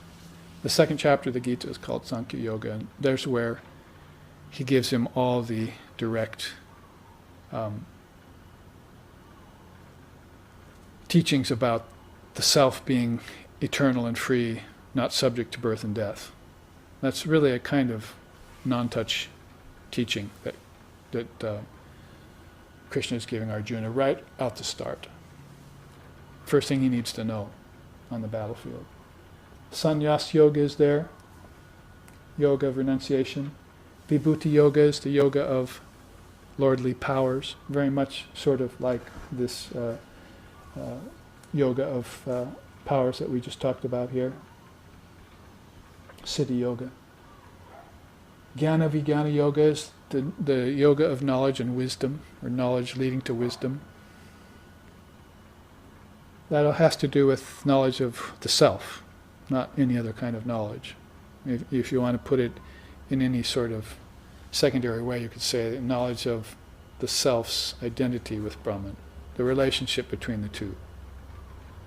That's the subject, and you don't stray from that. You don't fall down below that. You keep that the subject. My relationship with God, that has to do with jnana and vijnana. Purushottama Yoga is the yoga of the true individual self. That is the Purusha. The indweller in the gate, in the city of 9 gates. 2, 4, 6, 8, 7, 8, 9, right? Indweller in the city of 9 gates. That's what Purusha means. So the way they put it means you're not the body, right? And you're not the senses. Those are just gateways. But there's an indweller in there operating those. So at least there you start with the mind. Akshara Brahma Yoga, yoga of the imperishable Brahman. You start thinking about Brahman as being imperishable, about Atman as being imperishable, about you as being imperishable, and about all of this nature as being imperishable. Everything is eternal. Everything is non-originated. So it very much begins to approach non-touch yoga, which hopefully we'll be able to catch a glimpse of today on this chart.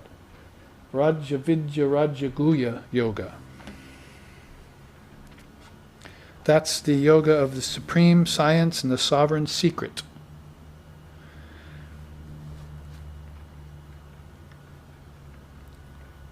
Jnana Karma Sannyasa Yoga is the yoga of knowledge in action.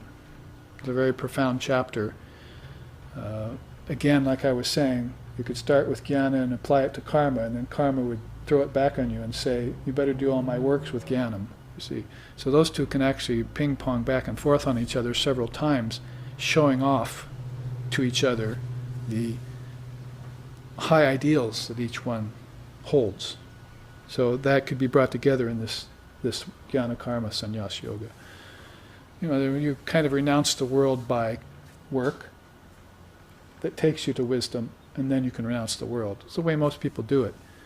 The problem with it is if you get caught in work and don't get higher wisdom from it. Because Vivekananda has come to tell us, and he's one of his quotes, he says, the only purpose for work is to gain knowledge. It pretty much puts it in a nutshell right there. Work isn't for money, work isn't to get anywhere, it's not going to take you anywhere. You're just going to go around and around in cycles all the time. If the West is practicing any yoga, it probably is that right now. That is, if it can learn anything, it can learn something from that yoga, because it eventually will understand that through all this activity, nothing is happening. No progress is being made that isn't attended by some deviation or some falling, some regression. See, with any kind of step forward, there's always a step back. This is the way it is. So we're kind of fooling ourselves to think that we're making any kind of progress. All progress of that kind is taking place in Maya, and Maya is unreal or illusory, so you just stand back from that in yourself and you say, I am the fount and the foundation of all seeming progress. See, it's all taking place in me. And when I give up the dream, I'll know that I was perfect, always will be perfect, and then Jnana Karma Sannyasa Yoga will have reached its final stage. Beautiful way of putting it. You get the only reason to work is to gain knowledge. When that knowledge is gained, then work and duty will seem, you'll be averse to it. I don't want to do that anymore. I've spent too many lives picking up rocks out of rivers and stacking them on the banks, suffering, doing odd menial jobs and working myself to the bone for nothing. And you look back and see how much time you've wasted that. I want to get some sort of definitive knowledge out of the experiences of everyday life. So it's a very profound yoga. Shraddha-traya Vivagga Yoga is the yoga of the triple faith. Shraddha-traya means three kinds of faith. Basically, tamasic faith, rajasic faith, and sattvic faith. Lower, middling, and higher faith, if you will. That is how faith gets developed. Very profound yoga. Vishvarupa Darshana Yoga is the yoga of cosmic form, vision of the cosmic form. There are some people who want to see God so badly in this cosmic form. When Arjuna saw it, he didn't want to see it anymore. It's too frightening. So it's a very profound vision that comes to some beings, but again, you'd have to be very qualified for it and very well prepared for it. And even then, it might, as they say in the 60s, blow your pink oatmeal brains all over the universe.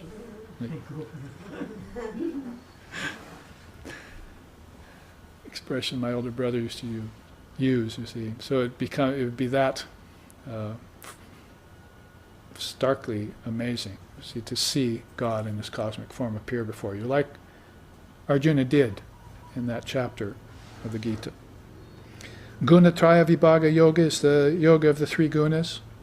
Everyone should read that and know what sattva, rajas, and tamas are, and how the cycles act upon their mind, how they act in action, and how they act on nature.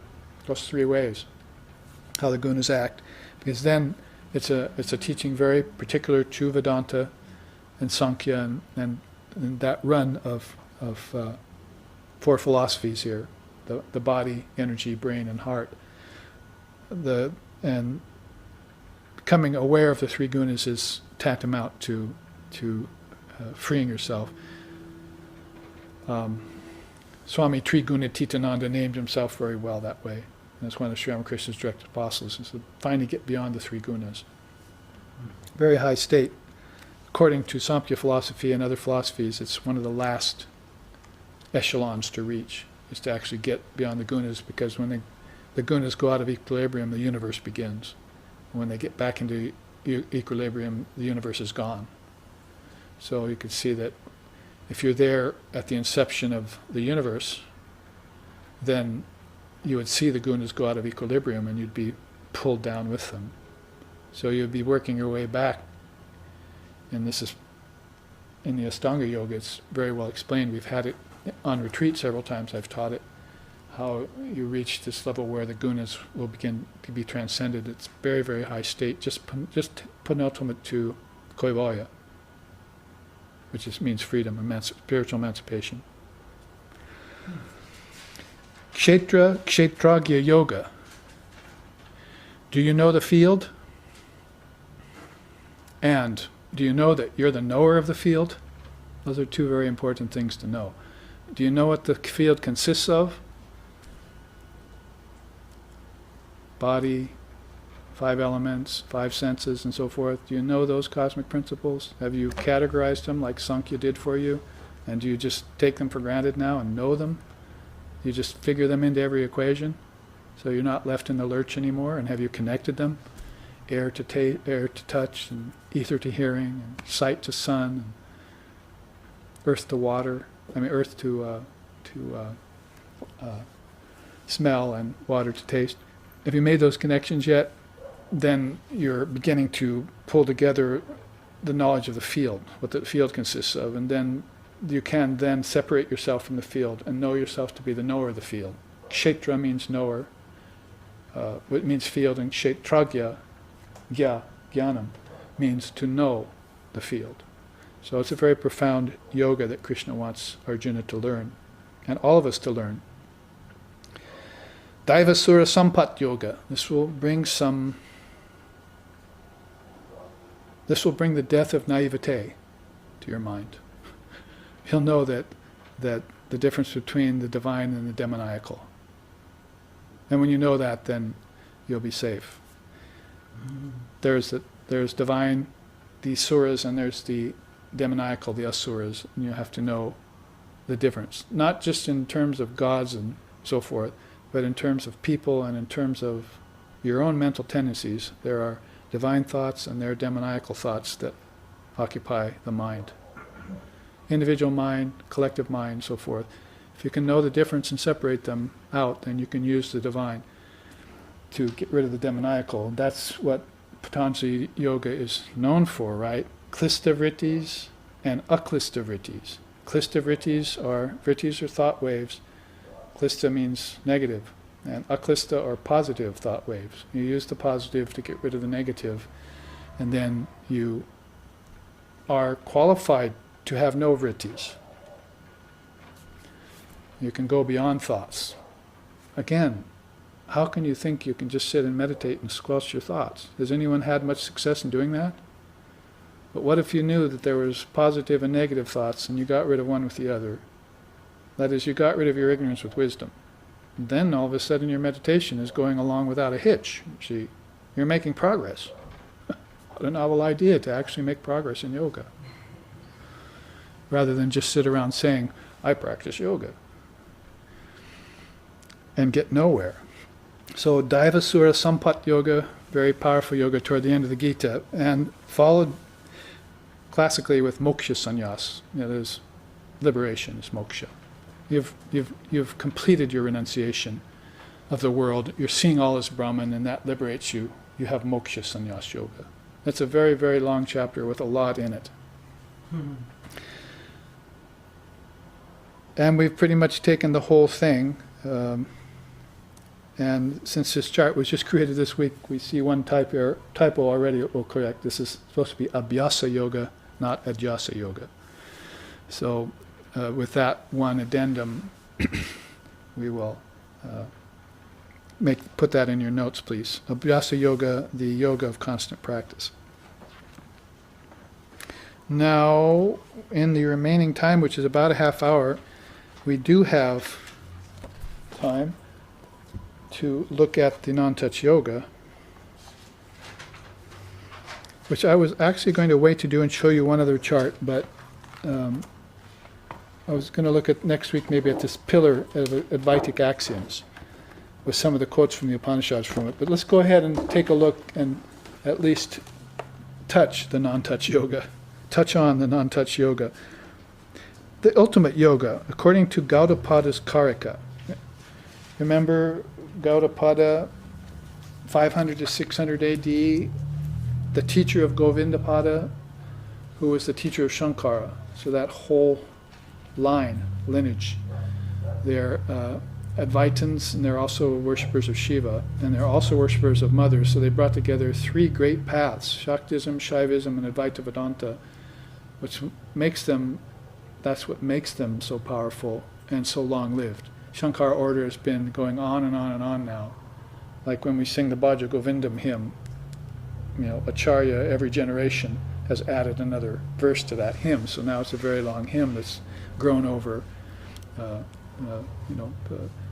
since 700 AD. So that's 1,400 years or so. So that's how long the Shankara order has been keeping its ideal high and its teachings pure, and probably greatly due to that beautiful hybrid of Shaktism, Shaivism, and Advaita Vedanta. Gaudapada, kind of seen as the father, at least as far as popularity goes, that Karika sort of putting the exclamation point at the end of his claim for something like that. Well, there's the non-touch yoga. We can see what it is quickly. And there he starts off by saying, I salute the best of all beings, who with incomparable jnanam, that's wisdom, has realized that all beings are unborn and infinite, like the sky. I salute him on bended knee, who teaches the non-touch yoga for the benefit of all beings, free of compromise, superior and unopposed. And you could probably find much more grounds for a statement like that if you did read Gaudapada's Karika. He has no contention with other paths and other ways. He just is so grounded in this way that he doesn't really have to prove a point. It is the Advaita yoga, it is the yoga of non-dualism, and yogas like Shiva yoga and Laya yoga also very much incorporated into it.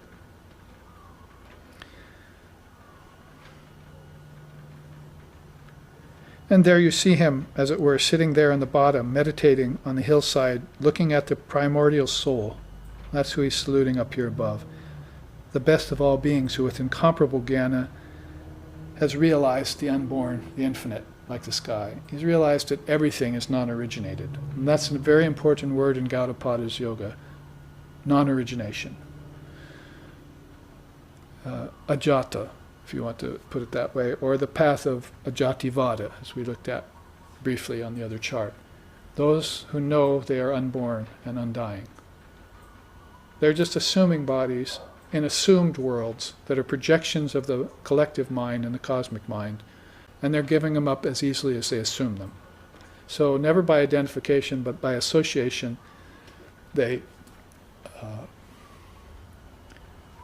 come into form, or you might say, hard to explain of course, but they encase themselves in 5 sheaths consciously, and then they just give up those 5 sheaths. And while they're in those 5 sheaths, body, energy, mind, intellect, and ego, those 5 sheaths are around them. It's like, having a great light inside of 5 jars, you see. And they're always constantly discriminating against the 5 sheaths. So when they walk up to you, they're burning through that, you see. You meet them, they're burning through that with intensity. And you'll meet a person like that and you'll feel those 5 sheaths are almost about ready to fall apart, you see. They're barely hanging in, they're barely hanging on to that person, that yogi, that practitioner of non-touch yoga, a sparsha yoga. And pretty soon he will just break his bonds. Nothing can entangle him. We found that the case with Vivekananda. 39 years and he was gone. So in all of those 39 years, it was just, in a sense, one big restless struggle to keep the body that he didn't want. So he was almost about to burst his bonds all the time. And that was also the case with his great student, Shankara. 32 years was all it took for him to deliver his message and drop the body. So death is nothing to them. Time is nothing to them. Bodies are nothing to them. They practice and obtain the non-touch yoga, and they know everything is unoriginated. So that's the one key word in English that we can apply to that most famous of all commentaries. Karaka means commentary. Gaudapada's famous Karaka on Advaita Vedanta, on the Mandukya, using the Mandukya Upanishad, those 12 slokas I read you in the first half. Unoriginated or non-originated. If you want to use a word that's a little bit easier to understand, non-productive, non-production. Nothing gets produced. Nothing gets born. Nothing dies. End of story. That's just it. No argument. You'll have to see that. Well, here's the requisites of non-touch yoga in the upper left-hand quarter. If there is, and it's a contradiction in terms, and we apologize for it, if there is a practice of non-duality, this is probably what it would look like. Freedom from fear, because fear would be one of the things that, of course, closets you in and makes you attached to the body, like this beautiful hymn we often sing.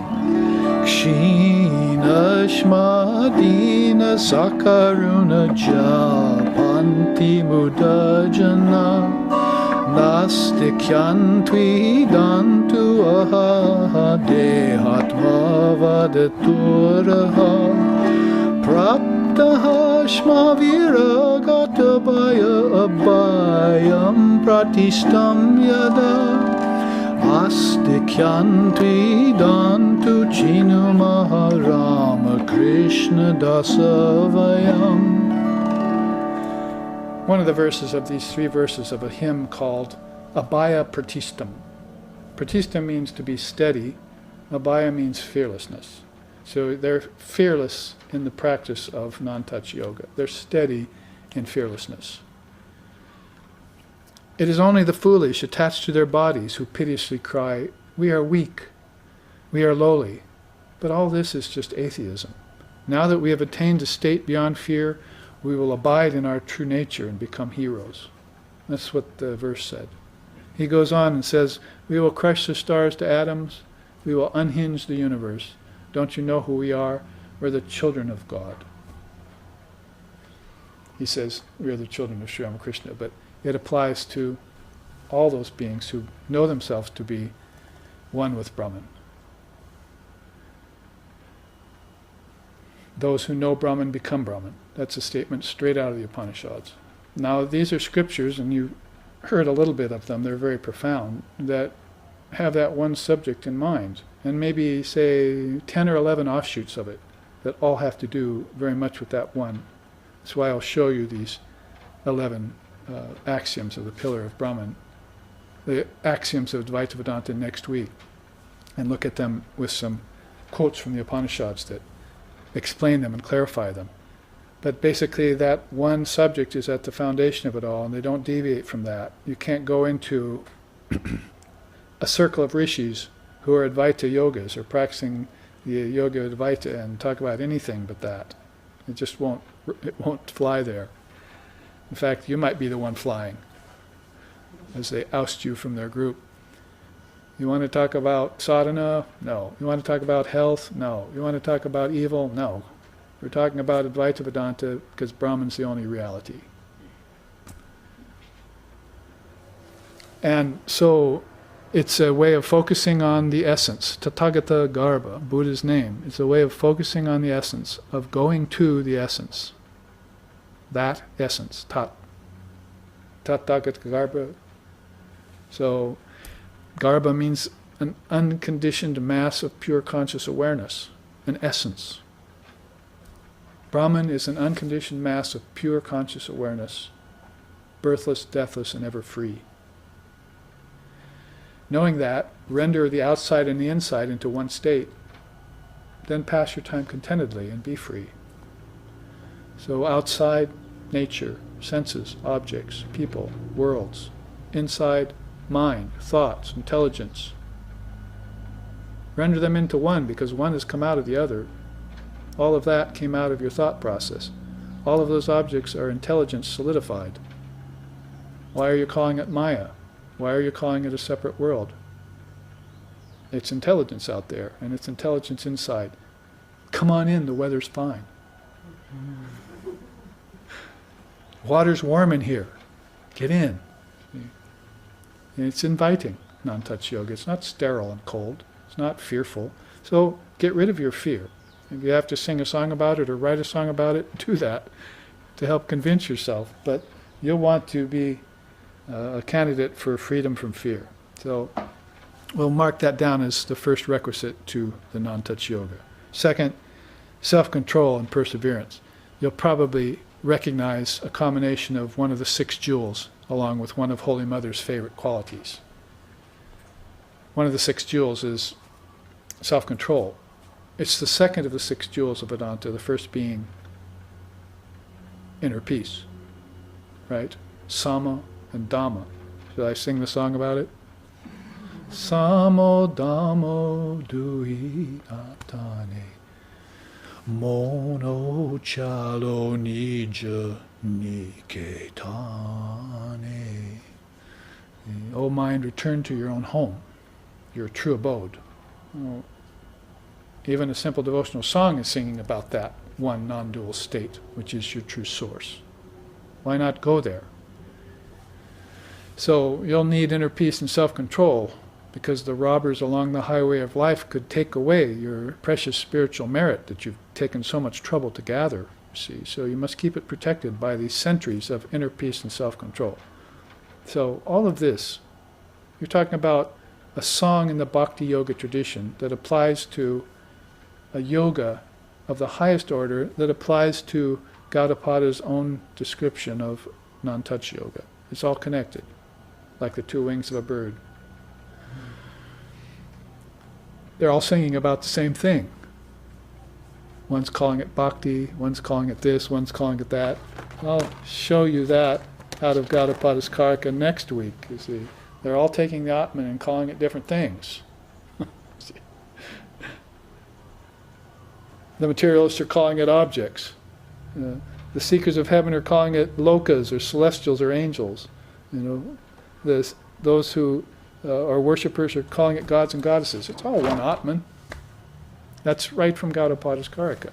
He has it all listed there about what these different people call different things, which is really just the Atman. Non-touch yoga, you see.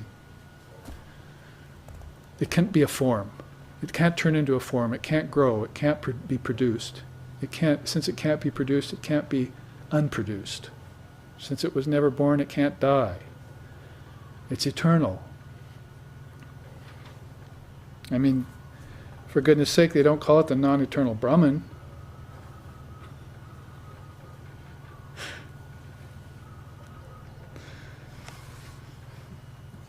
So put together self-control with perseverance, constancy, if you will. And, every time you mention perseverance, you probably should, like Holy Mother, just put patience with it. Purity, perseverance, and patience. The 3 P's were her 3 favorite things. She liked perseverance because she knew you wouldn't get anywhere without keeping up your spiritual practice.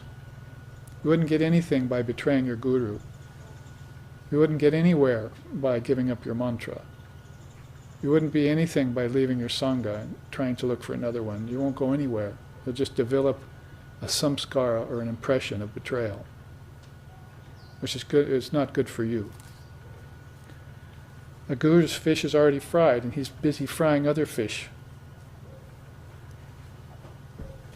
So you're just harming yourself when you go contrary to the Dharma. That's what Ram says in the Adhyatma Ramayana. Never be a betrayer of the Dharma, always be a supporter of the Dharma. Make sure you're always a supporter of the Dharma. Then you won't run afoul of illumined souls and well-lit pathways, yogas. All right, self-control and perseverance together, a mighty combination. Let's file them under that requisite for non-touch yoga. Requisite means, as you know, something that will qualify yourself for it. It doesn't mean that it's a quality like an ornament on a Christmas tree. It's the green of the tree. It's something that is perfectly connected in every way, which is the meaning of the word yoga, union. Eternally connected might be a better way of saying it than union. Moderate desire and enjoyment. Krishna tells that in the Gita to Arjuna too. Those who eat too much or eat too little, yoga is not for them. So you must moderate. Moderation is a huge part of the Buddhist path. So giving up too much or taking on too much is extremism, you see. So you find that middle path. Best teachers of the middle path are her, him, Krishna on the wall there. Those are exemplars of the middle path. And yoga is one of the best exemplars of the middle path. Awaken the mind to have samadhi.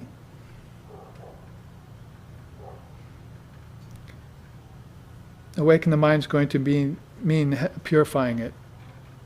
Purifying it is done with things like mantra yoga and Ashtanga yoga's early limbs. The mind is in the head. You see, it's at the top of the whole chain, and its gaze. It has two eyes, but in this forehead is the third eye. These two eyes are always looking down to the lower centers, but this third eye is always looking in to the crown center. It's got two petals, one that goes out and one that goes in. So Shiva Yoga, Vishnu Yoga again. So there, Shiva and Vishnu sit, as it were, ushering souls in and ushering souls back out as to their stature and predilection. So, speaking somewhat symbolically, but could be taken literally too, when you're actually having those experiences, you want to open that third eye, open that heart, and awaken the mind to have its first early spiritual experiences. This lifetime, if you got those preliminary spiritual experiences, that would be enough for you. At the time of death, you would see your Ishtam and you would go to your Ishtam. There wouldn't be anything in your way.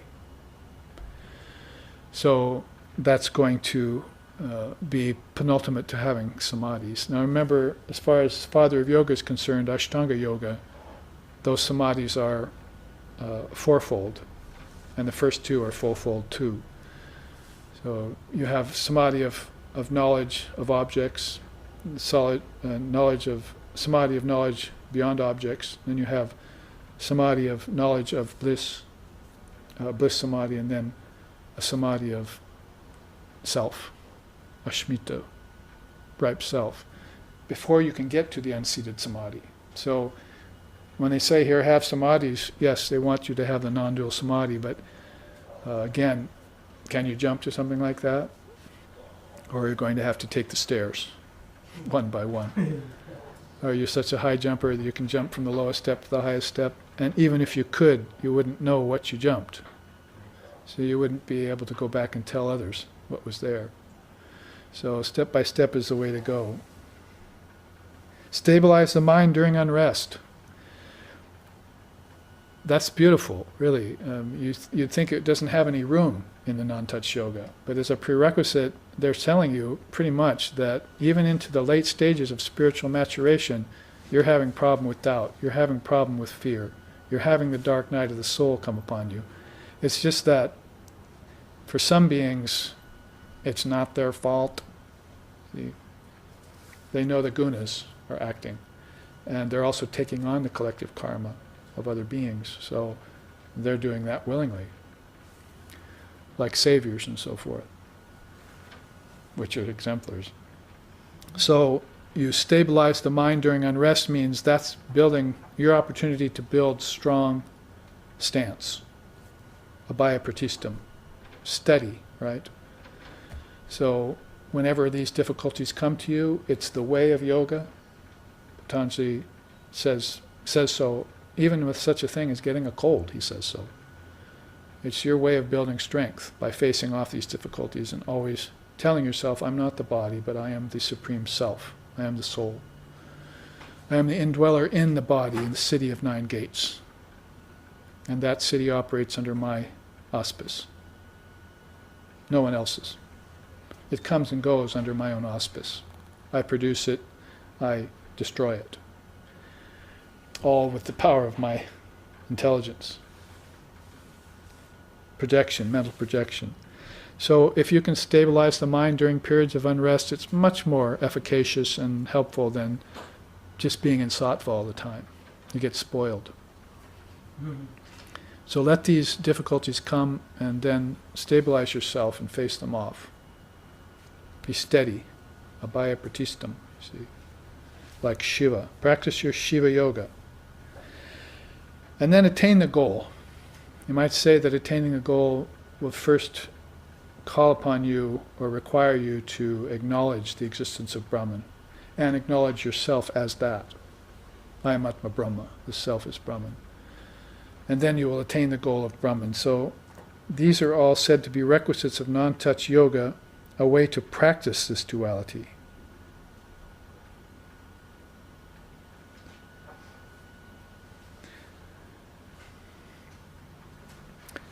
Here we will end, but let me read you this final quote. Where there is no thought, where there is no taking up and no giving up, at that time, wisdom of the self is well set in itself, is non-originated, remaining equal. This is verily what is known as the non-touch yoga by name, very difficult of realization by ordinary yogis. So he's classifying this yoga as a yoga that's only attainable by those beings who have perfected their practices. They're at a very high level of perfecting practice of yoga. Usually other people won't see this or won't approach it. Ordinary yogis, if the term can be used. That's right out of the Karika too, and I'll have other quotes out of the Karika for you next week, and we'll also finish this chart, and we will also look at the pillar of Advaitic axioms, which is and also a very powerful chart to look at because it really explains in these 15 or so steps how an Advaita Vedantist would start at the very top and work down towards all the problems or considerations that would come to a person who's trying to practice perfection in a world such as this, and how they would take on all of these conditionings that are coming at them and neutralize them. Very beautiful way in which this has been put together by one of the Swamis of the Ramakrishna order, and that I made a chart out of. So here let's end with a chant a little bit early, and it's a good time to break, and then we will head for next Sunday's class on Gaudapada's non-touch yoga. Om Bhadram Karnebihi Sriniyam Devaha Bhadram Pasyema Akshabir Yajatraha Stirai Rangaish Tushtuam Sastanuvir Vyashema Devahitam Yadayuhu Swastina Indra Vrida Shravaha Swastina Pusha Vishwadevaha Swasti nastarksho arishtanemihi Swasti no brihaspatir dadatu Om Shanti Shanti Shanti. May we see with these eyes what is good and spiritual, and may we hear with these ears what is noble and uplifting. And may we, while worshipping the Lord and Mother of the universe, with healthy minds and bodies, live a life which is beneficial to ourselves and to all other beings. Om peace, peace, peace. May peace be unto us, may peace be unto all. Om Hari Om.